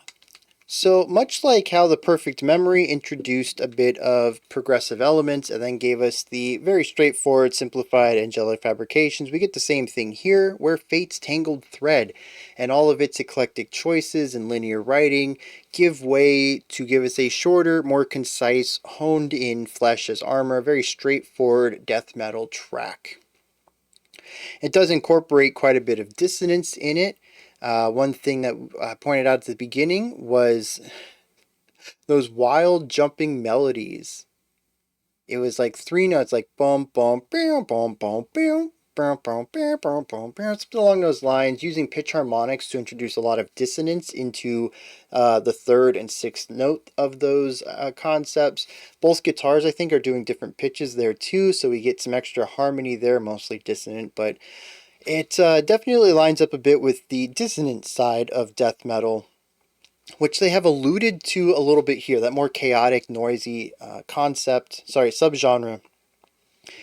But they don't ever really go full on into it like I think they do there, because underneath that, the drums are going crazy too. Lots of tom work, just creating as much noise as possible. The bass is doing another distinct melody against it.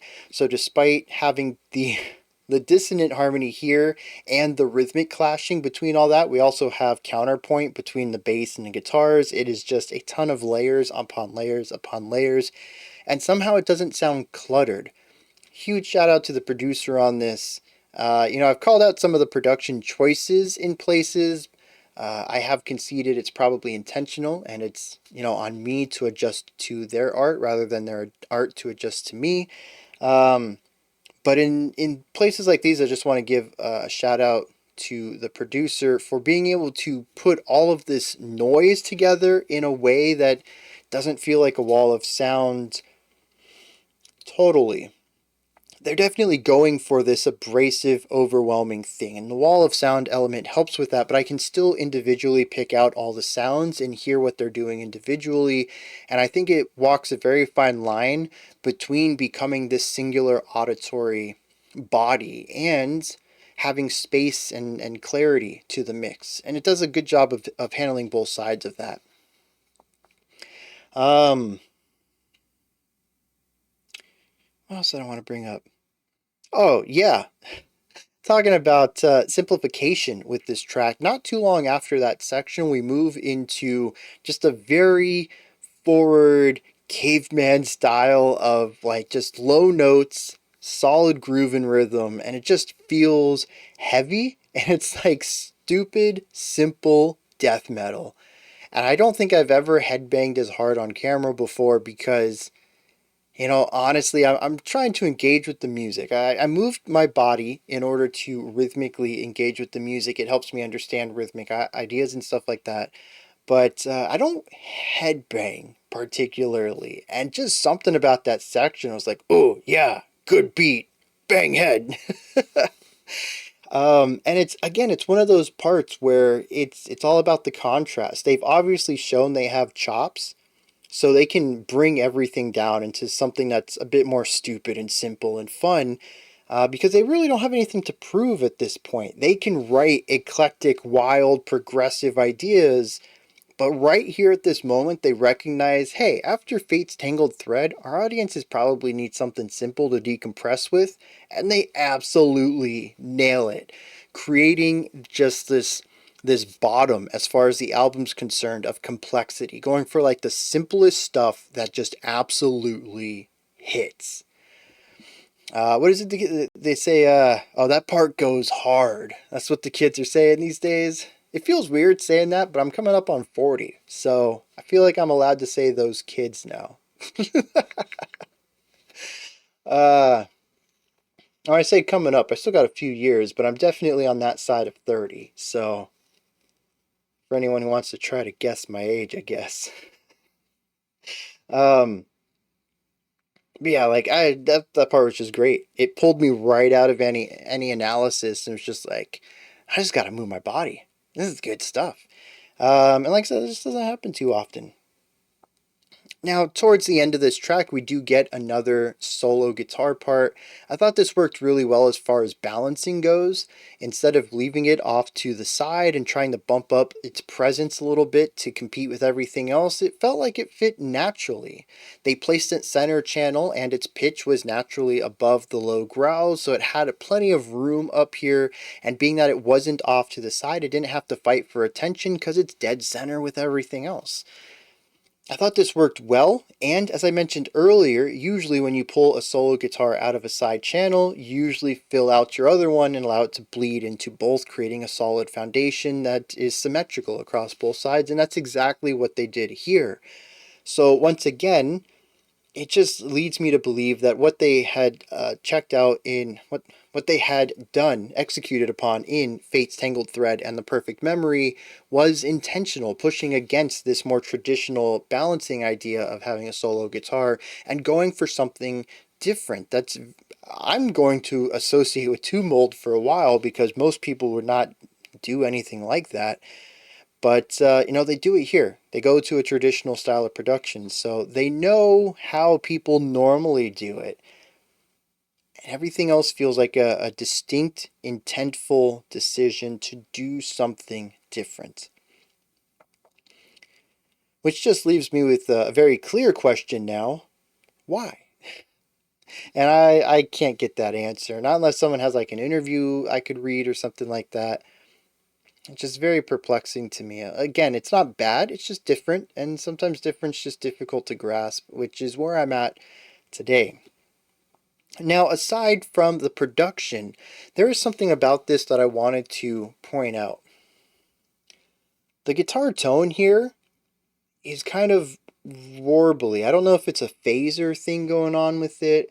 Maybe it's, I don't know, some effect paired with a little bit of reverb. I'm really not sure. This is where I need just more experience, maybe not necessarily with production in general, but specifically guitar pedals, which I have zero experience with in its entirety. If it isn't a pedal that is probably something a producer also utilizes, like phaser and reverb, I know what those are.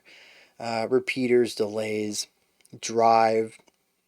But there's a lot of really cool pedals that do wild stuff, and I don't always know what all they are, what all of them are. But it does create this waviness to the sound, almost giving it a sci-fi kind of flex. And it dawned on me, Fate's Tangled Thread had 3 different guitar solos with solo tones to them. Will of Whispers had a totally different clean guitar tone to it, and The Perfect Memory had its own unique guitar tone for its solo section too. And I realized that we've heard like 9 guitar tones here, spread out between rhythm and melodic and solo and clean electric. And I really like that. Usually guitars has their 3 tones: rhythm tone, lead tone, solo tone. And you just click off whatever you need, or click on whatever you need. Maybe they'll have a clean sound, maybe clean with reverb for some ballads or something like that. But as far as their heavy driving stuff, they have their 3 modes. And this guitarist seems to think that every solo they need a different sound. And I'm curious if there's any progression across the album about these sounds. Do they progressively get more weirder, more warblier? I'm not sure because honestly I don't remember the exact tones from some of the older tracks, but it's just, again, an unusual eclectic decision. And that's what Two Mold is really really coming to mean to me, is death metal with eclectic decisions. Kind of 50-50 if they work for me, but they're trying new things. They're smashing sounds together I don't normally hear, and I gotta give them props for that. But yeah, that just stood out to me. I don't have anything to add to it. It's just an observation at this point, but it's not just one solo tone. It is kind of similar-ish across all of them, but there's always these little characteristics, little, I don't know, little dirtiness to all of them that changes some underlying characteristics of the timbre and makes them all feel just a little more unique than most people having just their solo tone. Let me hit some lyrics on this one. And deeper down the rabbit hole we go. I'm definitely starting to lose the narrative thread a little bit. We seem to be on the other side of existence now. Says time cuts through the narrative of flesh. Secrets save us from dissolving in the wandering moon with her borrowed light, burdened by the unconquerable weight inherited. This seems to be talking about the ways that people can still talk about us after we've passed. But I'm not entirely sure about that. It's a vague idea I get from that stanza. It says, once I collapsed, I now see clearly voices cutting across my sleep. They spill forth our remaining doubts, fragments too small to retain myself. To be divvied up into such small parts. But I like this idea because it gets... Where did it go?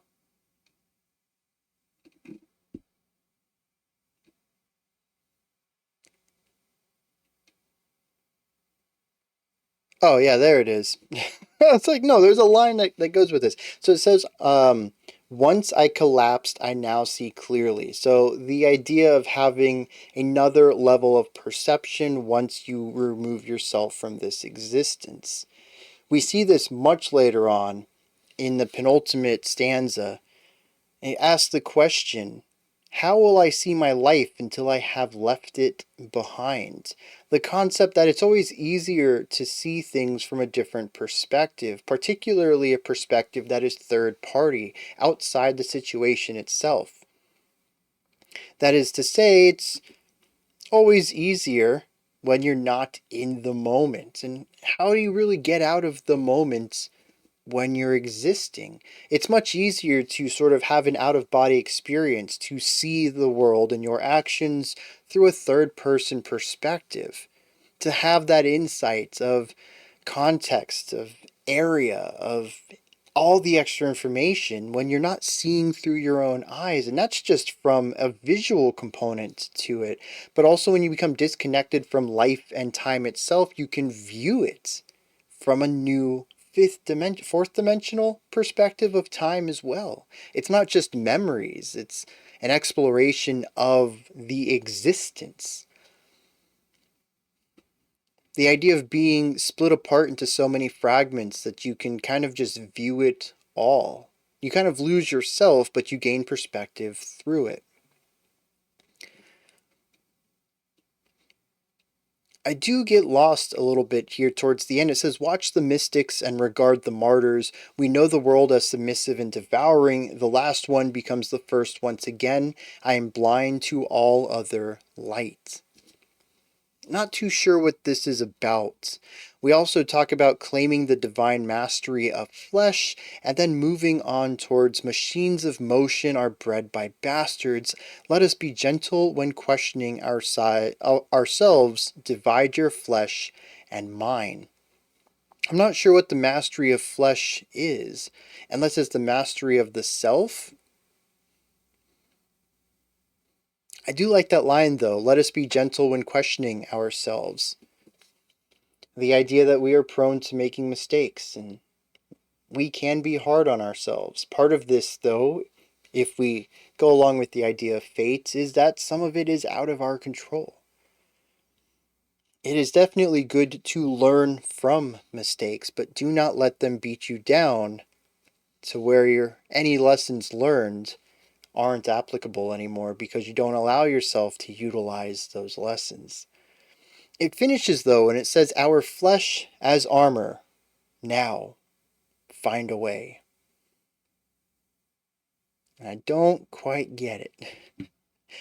And I think as I begin to lose more and more of what the story is trying to say, I'm finding it more difficult to progress through the information because all these songs lyrically seem to be built off of the lyrics before.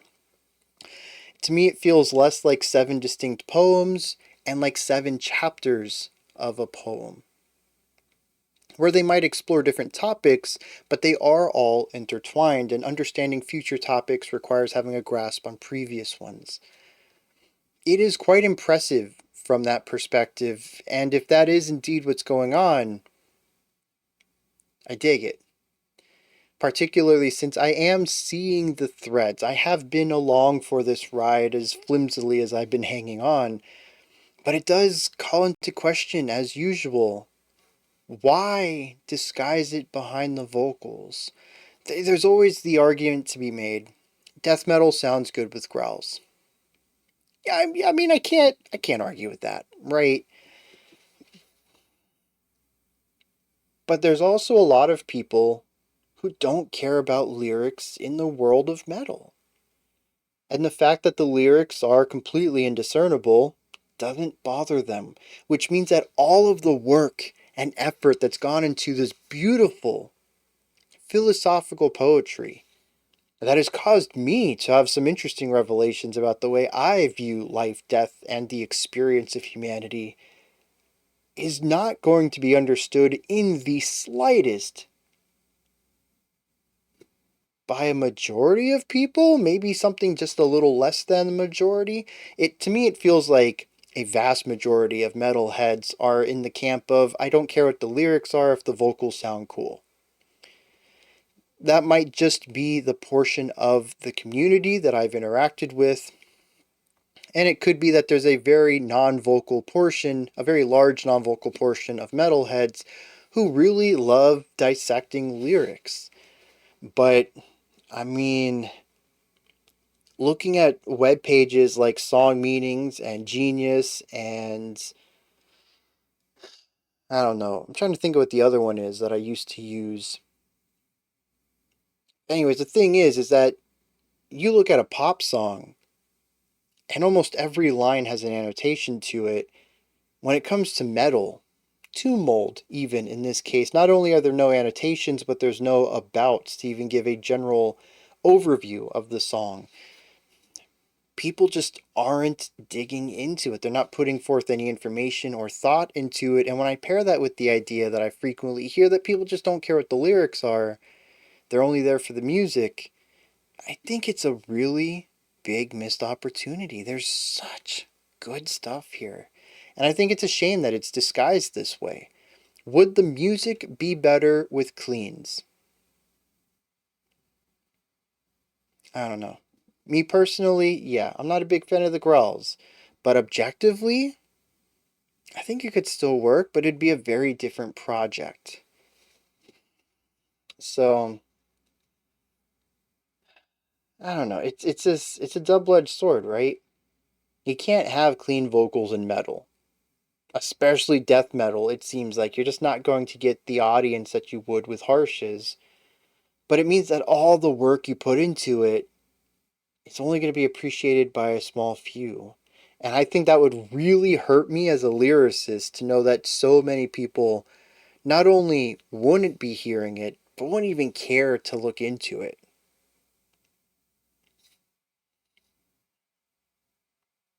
I don't know. That's not really about Tomb Mold, I suppose. Death metal and growls in general. There are growls out there that are produced clearly and vocalized with strong enunciation. I have picked up words in harsh vocals before. It's a rarity, though, and I kind of wish it wasn't. Let's move on. Our final track before we hit the big 11-minute epic, Servants of Possibility. Let's see where we're going here.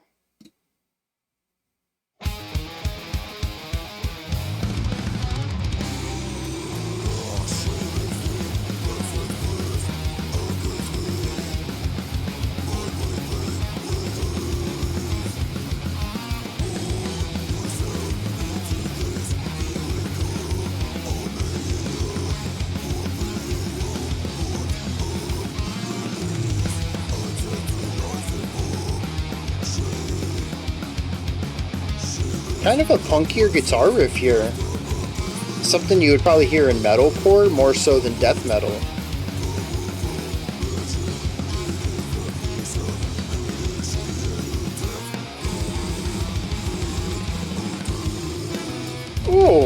Oh, what a...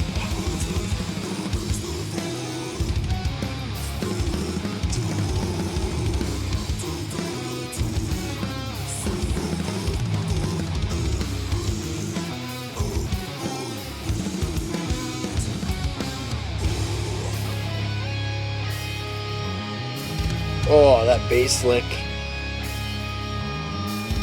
Yeah, I love the back and forth there.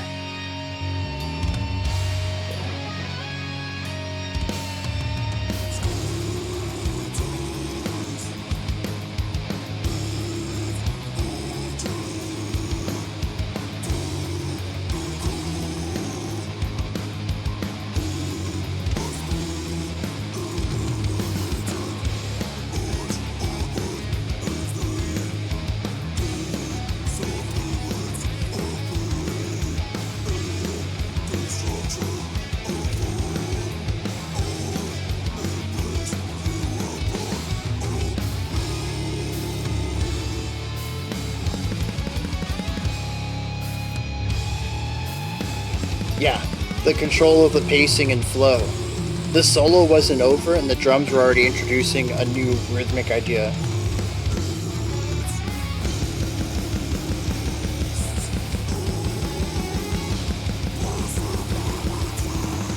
Some more of those layered harshes.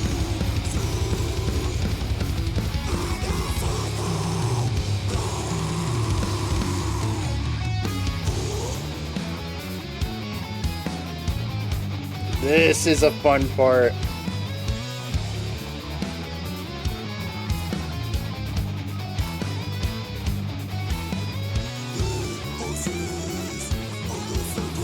Yeah, the 16th notes over here, underneath the 8th notes over here, is such a cool texture thing.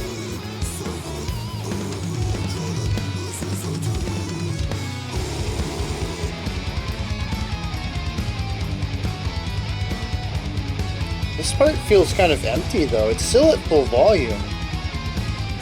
But I think because the two guitars aren't as present, it feels empty.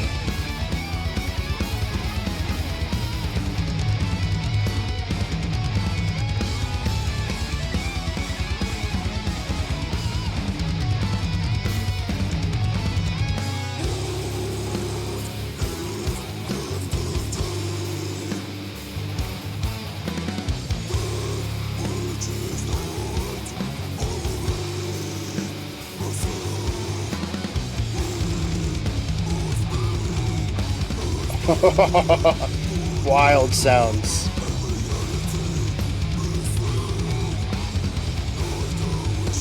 How do you produce that? It's like phaser plus harmonic.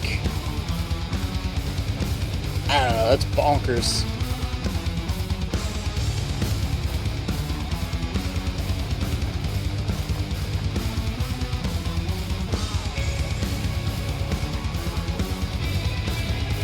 Another new guitar tone.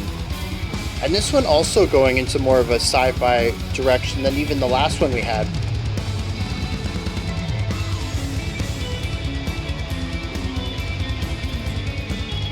That's just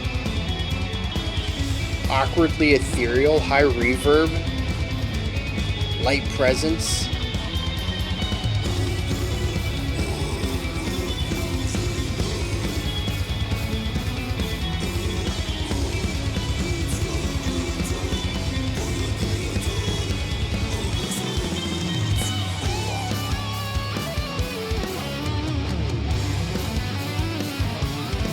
See, this is nice.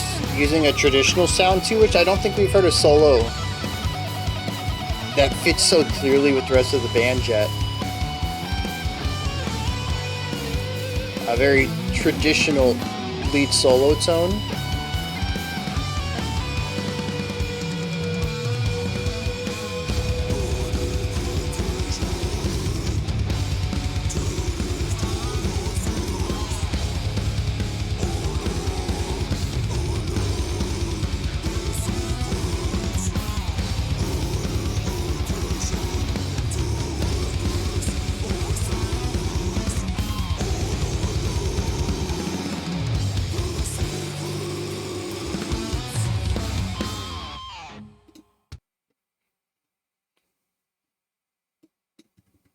Alright.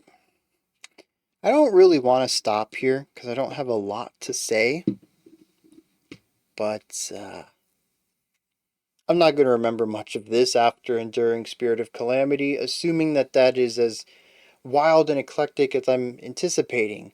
I'm really thinking we're going to get something like Fate's Tangled Thread, just a long series winding ideas of linear writing, but for 11 minutes this time around. I'm not going to remember anything from Servants if that happens.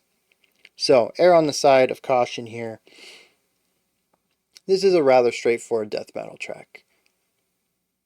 We do have some cool sounds in here. We have more of those wild harmonics. Again, I don't know what those are. We heard them in Flesh's Armour a little bit. And again, I don't know how to produce those. I know they're harmonics. I think they're pinch harmonics. But there's like a lot of dissonance to them. So they're either doing double harmonics, two strings at the same time, or maybe they're using some effect with it. I guessed phaser with the harmonic. I don't know. But yeah, wild, screechy, squealy kind of tones. That we heard a couple times in there. We have that wild lead guitar line, very reverberant and ethereal. Sounds like something you would get in a shoegaze ballad, more so than death metal. I liked it. It acted as a sort of atmospheric tone that we really haven't played around with much. I think Will of Whispers was the last time we had anything atmospheric on here. Everything is driving riffs. So it's kind of nice to have a return to that. But production wise, man, it's a hurdle for me. It doesn't quite fit. I think it's wild that we had that back to back with a very traditional lead solo tone that obviously fits with the band very well. It just naturally sockets itself in there. It is a lead melody line. It does have some more presence and is in the spotlight, but it doesn't dominate the sound the way that the ethereal one did. But otherwise, I don't think there's anything else in here I want to discuss. I mean, we got the cool call and response between the guitar and bass at the beginning. We have good bass lines throughout. We have wild melodic drumming. We have wild metal drumming. We have growling, and we have a lot of cool riffs in here. Continuing on with this push and pull, driving parts of the riff and reining back the energy parts of the riff, moving back and forth. Some sections are faster and more intense. Some sections pull it back a little bit. It's all about that pacing control that they have so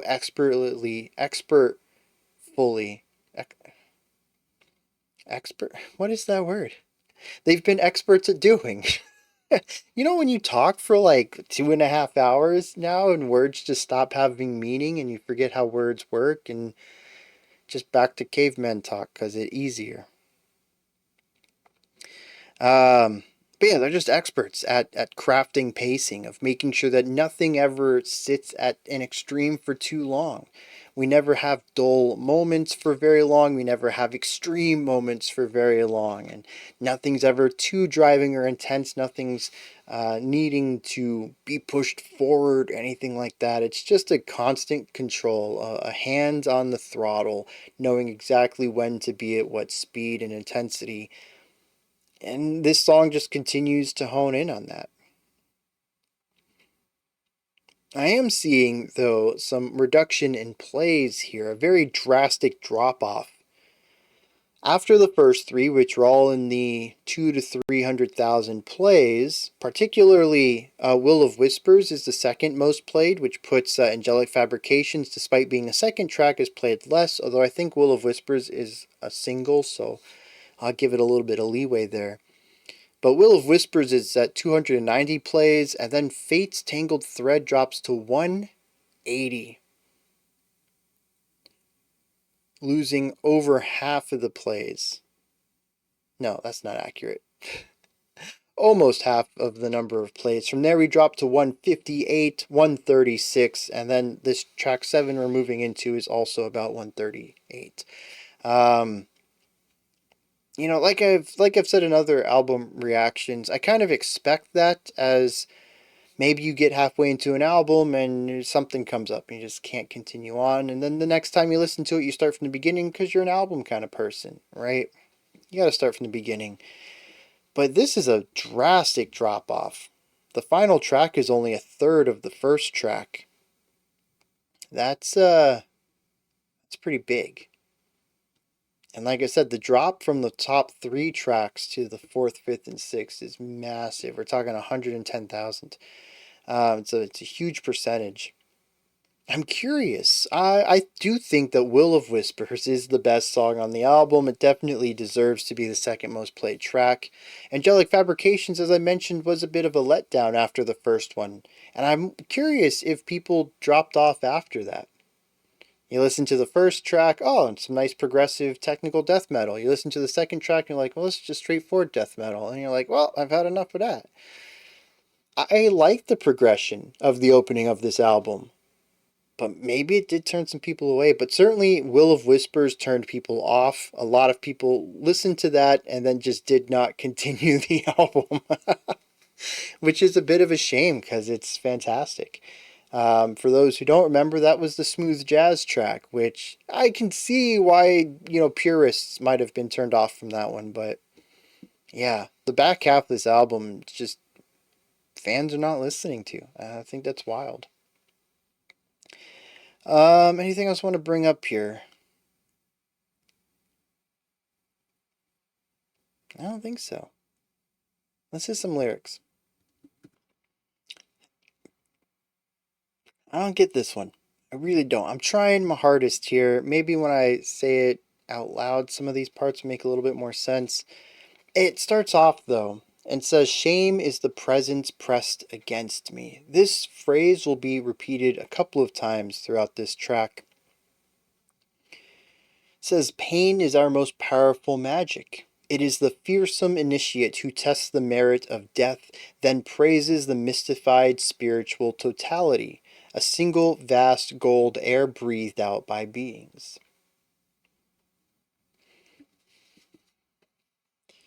I'm really trying to capture all of this. I think I may have jumped the gun saying that every song's supposed to bounce off of the next, because for a couple of tracks I assumed that they were sort of linearly spoken about. I think all of this is still supposed to be just general philosophical musings from the perspective of a person who's still living. I don't think that this concept of dying and being on the other side and reflecting from that position is necessarily baked into this album. We have this section. It says, scatter misfortune. To be cruel, you must be illuminated. March onward to the disappearance of being and destruction of form. I embrace you above all life. I'm trying to figure this out because my gut instinct was suicide, of course, a command to march onward to where you are being no longer, to destroy your physical form. But I don't necessarily think that that's what it's going out of its way to talk about. I think it's more of a description of people who are thrill seekers. As it says, pain is a powerful magic. It is the fearsome initiate who tests the merit of death. Speaks about the mystified spiritual totality of those who come in close proximity to death. The high that you can feel when you are fearless in that way. Skydivers, people who really push the limits of the body and meet death at the door and then take a few steps back. Maybe that's what's going on here. Again, I'm not entirely sure. By the end, though,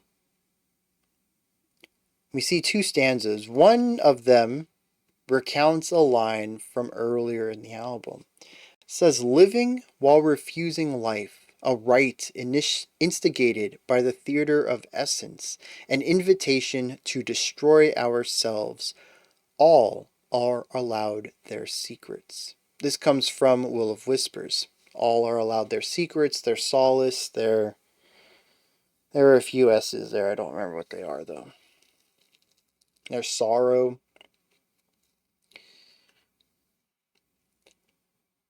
I'm definitely off the trail now.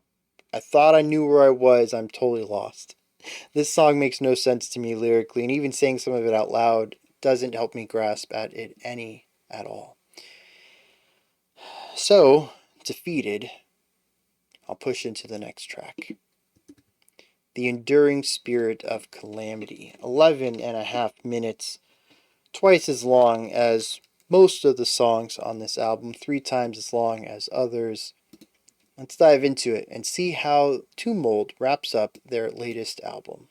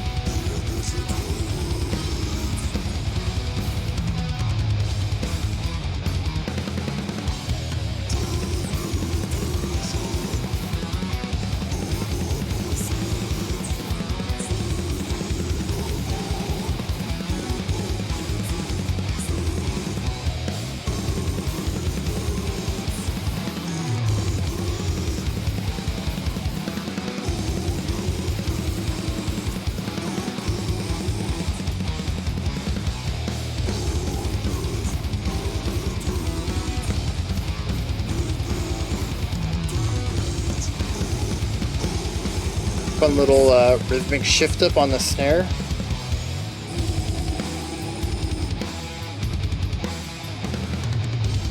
So we still have 1, 2, 3, 4, 1, 2, 3, 1, 2, 3, 1, 2, 3, 1, 2, 3. So we do have this triplet feel within the 4 that we already had. That hi-hat snare idea was very cool. A bit of a brighter texture here. They're bringing back a little bit of that darkness. Wait a second. That's the arpeggiation from A Perfect Memory. Maybe not identical.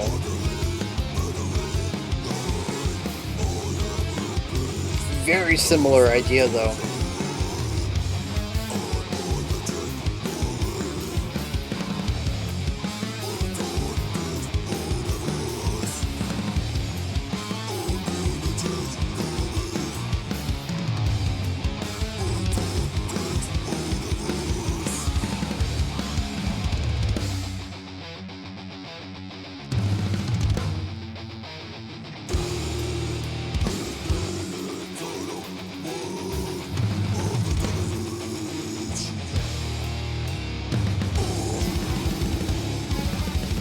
Ooh, that's a disjointed idea. Really compressing the contrasting sections down to just half a beat each.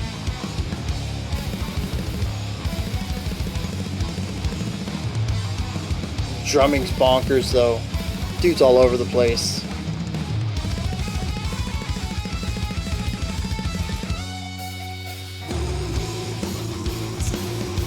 Very bright and uplifting. Interesting way to wrap this album up, with a lot of it being more of the darker pentatonic stuff you would get in death metal.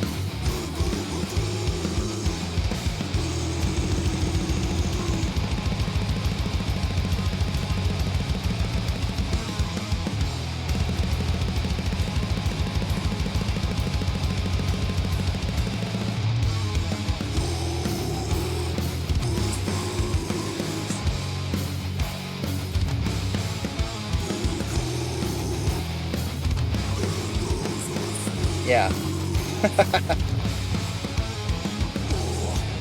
I do like their continued use of offbeat accents across their album. Provides a nice bit of syncopation that you don't typically find in death metal.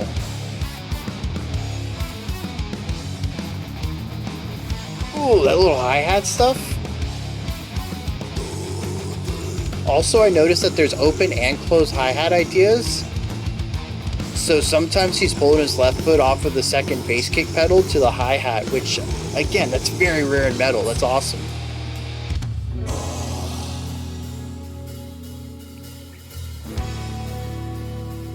So I mentioned we had a callback to Perfect Memory. Then we had some straightforward death metal stuff, which was like Angelic Fabrications. I was waiting for something smoother. We have an open hi-hat right here. I think that's what that simple sound is. Oh, love that bass. Waiting for the cross stick to come in. Just close the hi-hat.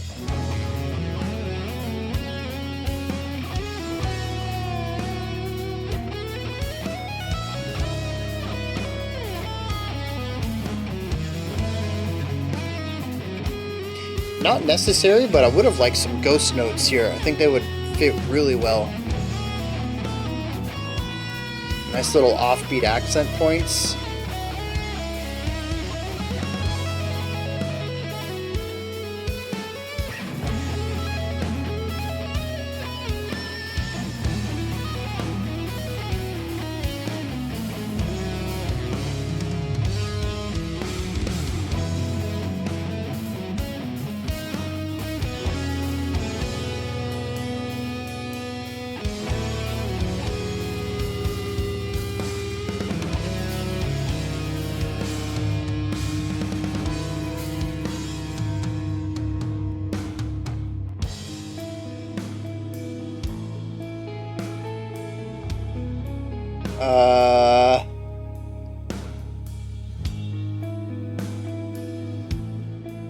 What?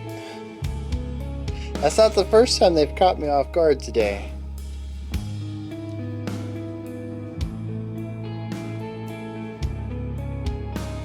It is a beautiful section. I love the atmosphere.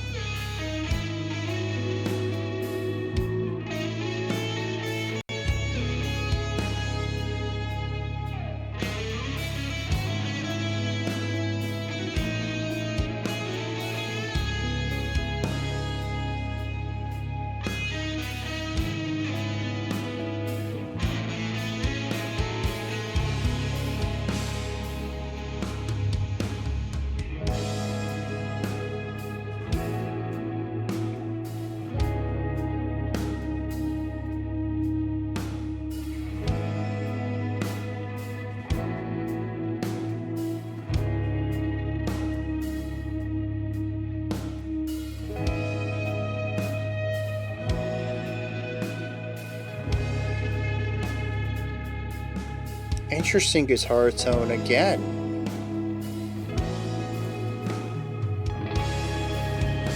Clean, but gritty. A lot of the grit comes from the reverb. It's like the reverb was distorted, but not the dry sounds.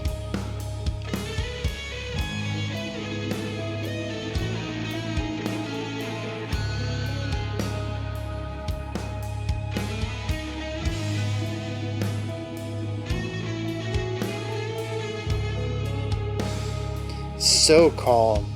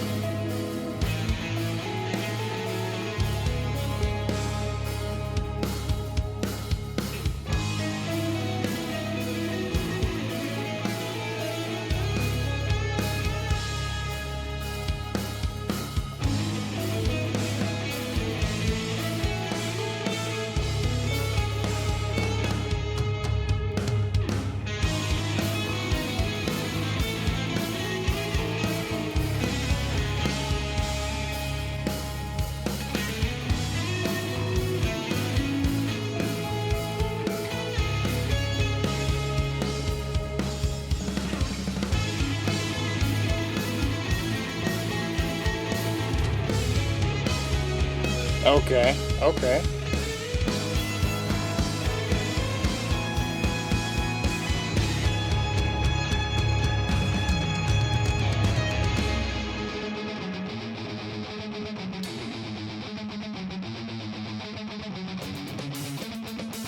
Oh, yeah.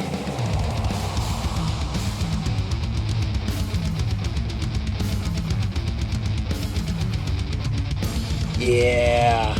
Give me this drumming. So good.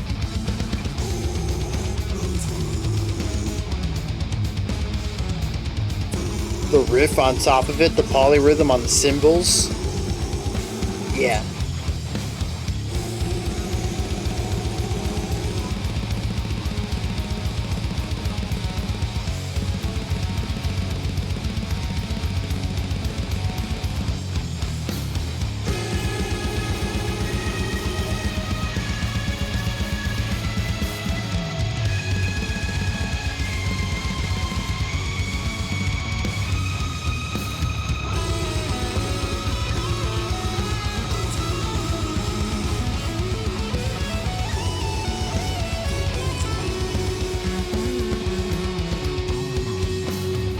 The bass coming out of nowhere with that line.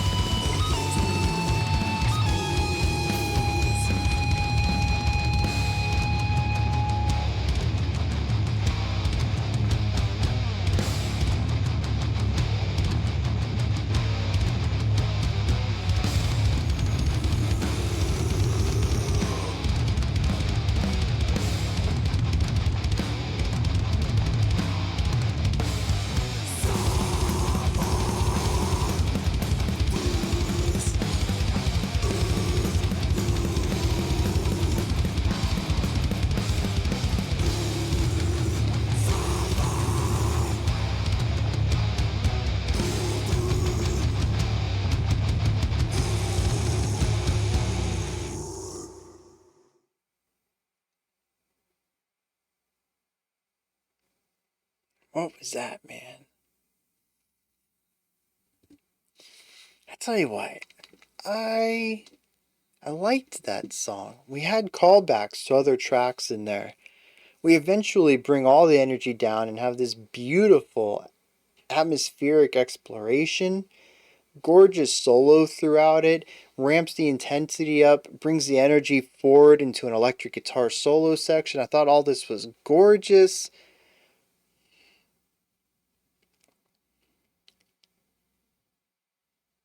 And then the last 20 seconds, I don't know, man.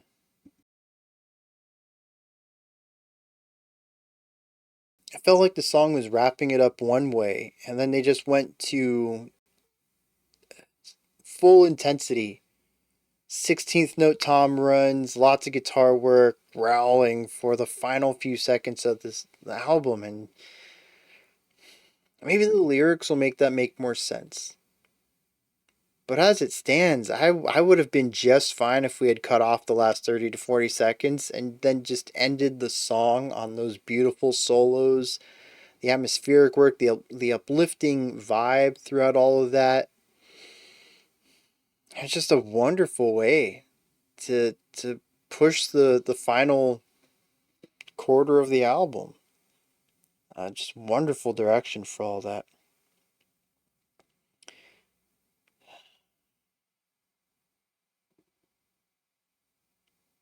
So yeah, do I have anything I really want to add to this though? Because like there are callbacks. And I think that's really the big deal here is that for an album as eclectic as it is, with so many different twists and turns, each of the songs does have a specific identity to it. Some lick or riff or timbre that distinctly makes it that track.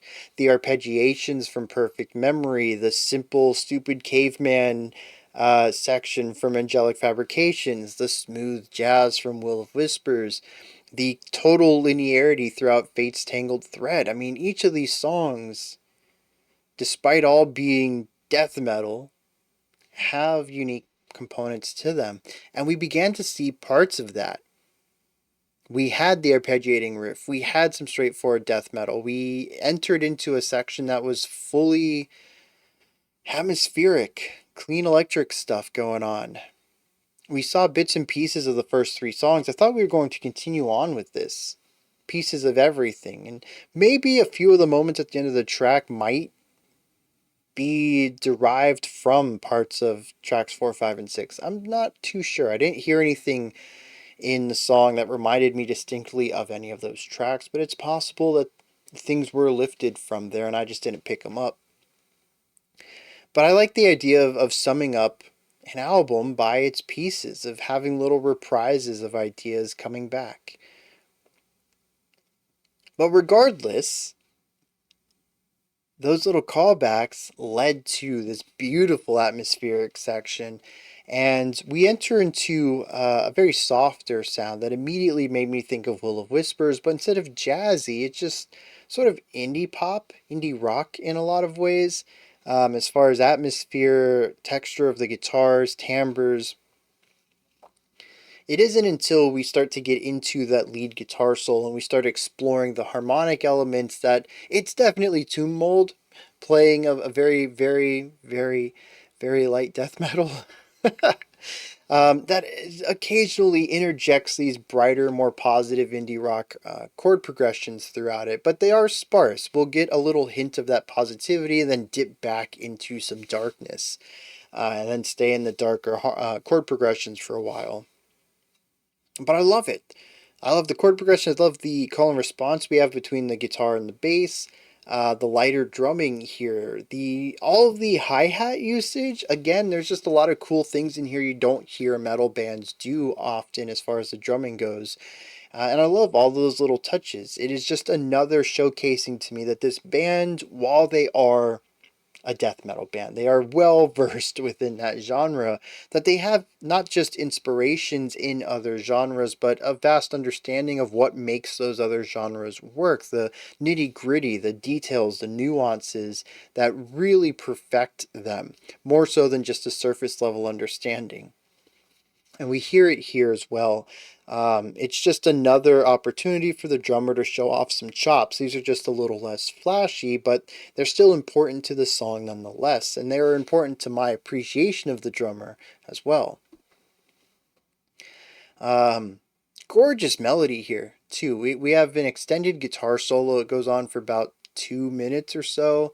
And it starts out rather light, lots of long held out notes, eventually gets a little bit more intricate rhythmically. We see some chops put on display with some faster playing. There does reach a point where I feel like it meanders. I don't know if the section's too long and I would have just liked a little bit of a reduction there, or maybe the guitarist's melody that just kind of gets lost in the details a little bit, and the narrative thread gets dropped. But there's like 8 bars I think that could have been cleaned up a little bit, and it leads itself into putting some distortion on the guitar, continuing this idea of the band playing foundation and the guitar doing lead solo stuff. And we take the high energy and faster playing from the clean electric into this distorted electric and turn it into a metal solo.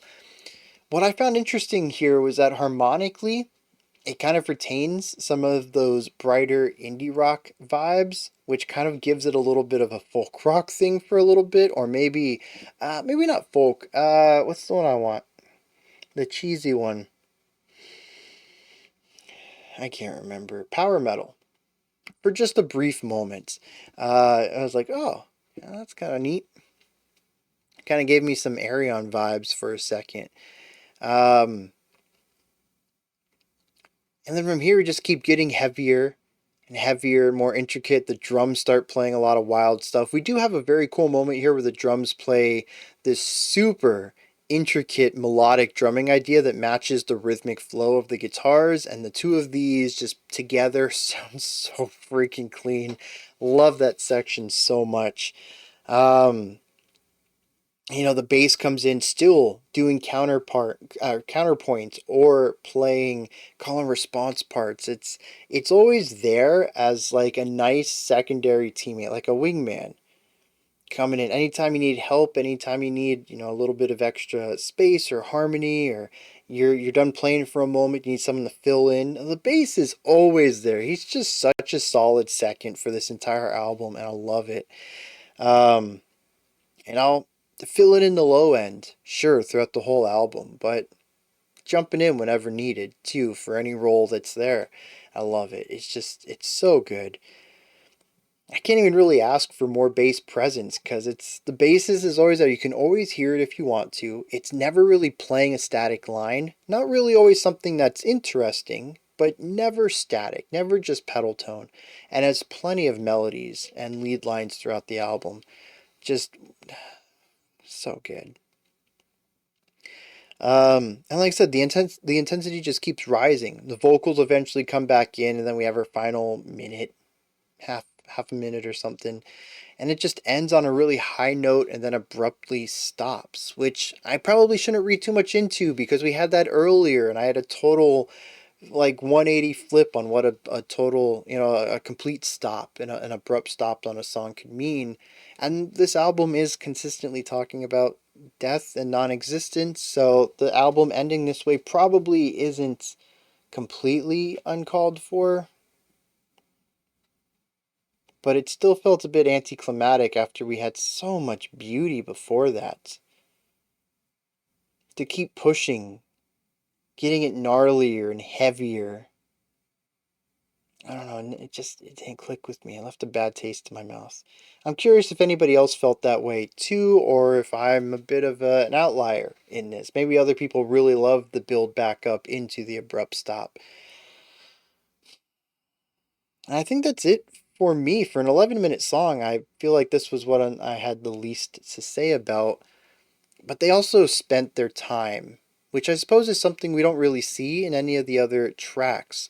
There always feels like there's an urgency throughout this album. Every song feels shorter than it is because we just move through a lot of ideas quickly. There is this constant forward drive to get to the next idea, to continue to push the song forward, to, just go. The intensity of the drive, the energy, it's just always forward pointing. We've been in this section 30 seconds. Let's get to the next section.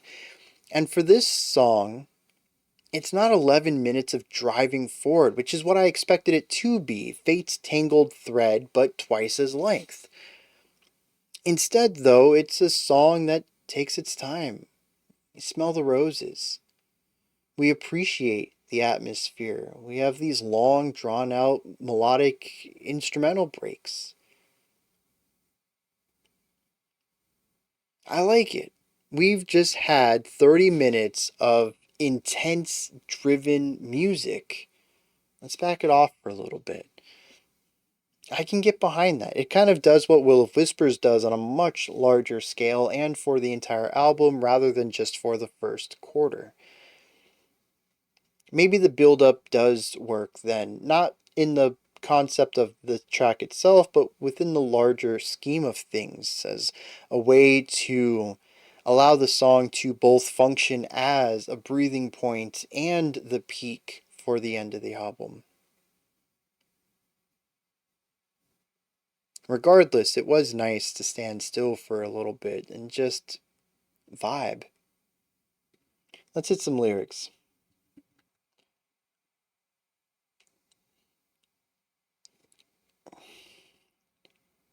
And this song just places the final period on my confusion. For a moment, it almost felt like these were the thoughts of a higher being, and then for a brief second, I was like, wait, should I have read the whole album from that perspective? But I don't think that's necessarily true. Well, the problem is, though, I don't know what to think. I don't have a strong grasp on this at all. And like I said, many of the lyrics have sort of required an understanding of what came before it. And my recent confusions definitely leaving gaps in my knowledge that makes it difficult to engage with this. It says, "You will walk endlessly to find me. Behind the karmic foil of the enslaved star, it is man that unveils the initiatory words. The transmutation of opposites, the slaying of proponents of self, every lapse forgiven, or at least not felt. boundless latitudes revealed to each of us. Is this unity mythified in our exchange of abstractions? And from here we see a series of questions. Are we prolonging nature's final spell? I wish I had answers, or at least thoughts to these, but nature's final spell would be the death spell. Accurate? But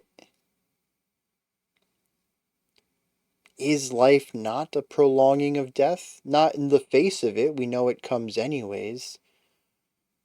But existence, by definition, would run in opposition to non-existence.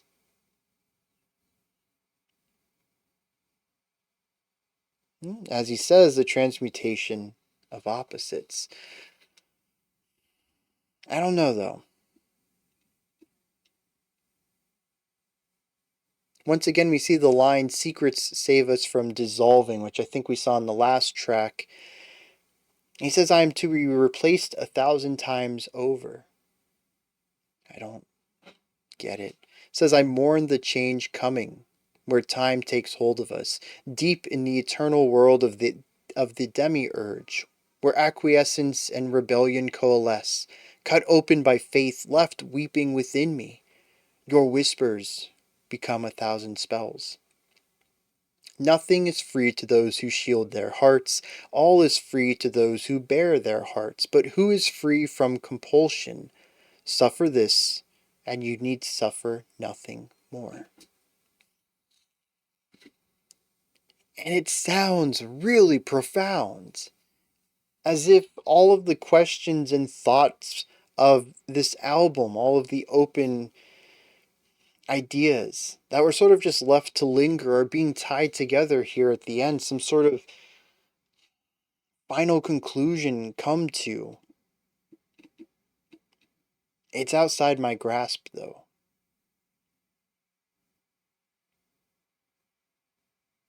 I also am not sure who the I is, our narrator here.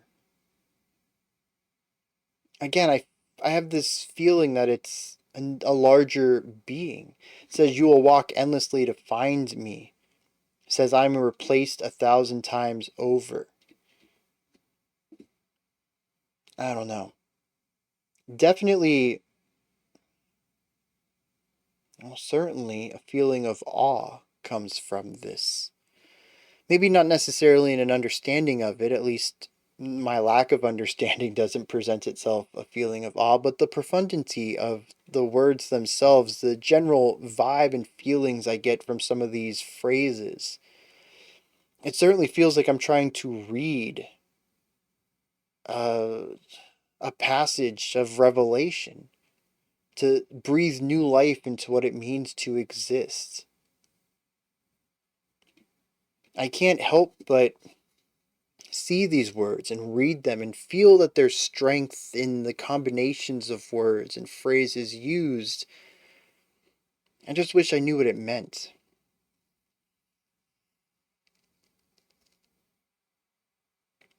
And of course, that profound element, the awe of it, is found within the music. That's how I described the beauty of the middle section, how it grew into the next after that.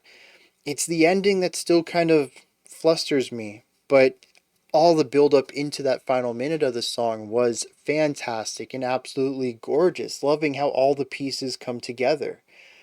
The bass, the guitars, the drums, from the light, ethereal, long held out notes all the way up to the way that the drums melodically played alongside the guitars in that super rhythmic concept around like minute 9 or something. It's just a beautiful evolution of ideas, much like this is a beautiful evolution of thoughts, words, all coming together after an hour's worth of music.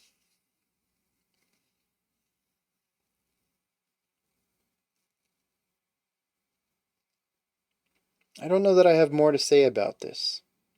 It's an album that I think requires more than one listen, and thought. Like any good book or television show, it's best to read it in chunks and allow portions of it to sit in your brain as you try to figure it out, coming back to the next episode or chapter, having digested it a little bit.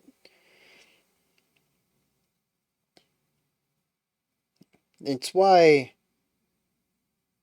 binging a TV show typically leaves you not really remembering much about it. You never really had time to gnaw on any of the details. Now that I've heard this album in its entirety, there's a lot of parts of it I think that are going to stick with me. And maybe after gnawing on it for a little bit, I might come back to it, give it another pass through. Even if not musically, then at least lyrically. See if anything else comes to me after I've had some time to think about it. Those are my thoughts. Tomb molds the enduring spirits. What did you think of this album? Anything that stood out to you? Anything you'd like to add on to what I said? Correct me on? Give me your own perspectives, opinions, or perspectives. Opinions. Or, what do I normally say after that? I don't know. You want to put anything down in the comments section. You want to talk to me about anything? Tell me your takes on stuff. I don't know. Throw it all down there. I read all the comments still. It's like hours of every week of my life. But I do read every single comment that comes in still.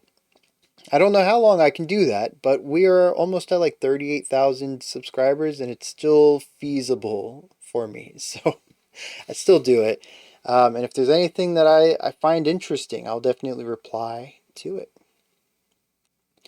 Above the comment section is a description box. In there is a link for Linktree. It takes you here. You can find links to my music, ways to support the channel, a link to the Discord server, and so much more. Above that, if you could, like, subscribe, and ring the bell. I greatly appreciate all three of those. That wraps it up for today, but I'll be back tomorrow at 11 a.m. Eastern Standard Time, 3 p.m. UTC. We're going to do a live stream. Just come out. We hang out, we chit-chat, we talk, we listen to some music. It's very chill, very relaxed. I'd still do a little bit of analysis, but for the most part, it's just a good time exploring new artists and stuff like that. A lot of lesser-known artists tend to get picked for live streams. Plus, I think tomorrow's list is not filled up, so I'll probably take live requests. I think we only have 6 out of 10 slots filled for tomorrow, so I got to figure out what to do with the final 4. And that seems like a good way to go, is just live requests. So, yeah, I guess that's what we'll do. Anyways, yeah, live stream. Otherwise, Monday, 5 p.m. Eastern Standard Time, 9 p.m. UTC, as usual. We're going to continue on with next week's theme, which I think is the good black metal, which is a bit of a tongue-in-cheek theme title, but I'm looking for the black metal that I would probably like. So more experimental or progressive styles, usually mixing it with other genres. Basically not the third wave stuff, but maybe second and post black metal and experimental black metal and the other subgenres of it. Alright, yeah, until next time. Remember to be critical, not cynical, of the music you listen to, and have a fantastic morning, afternoon, or evening, whenever you choose to watch my videos.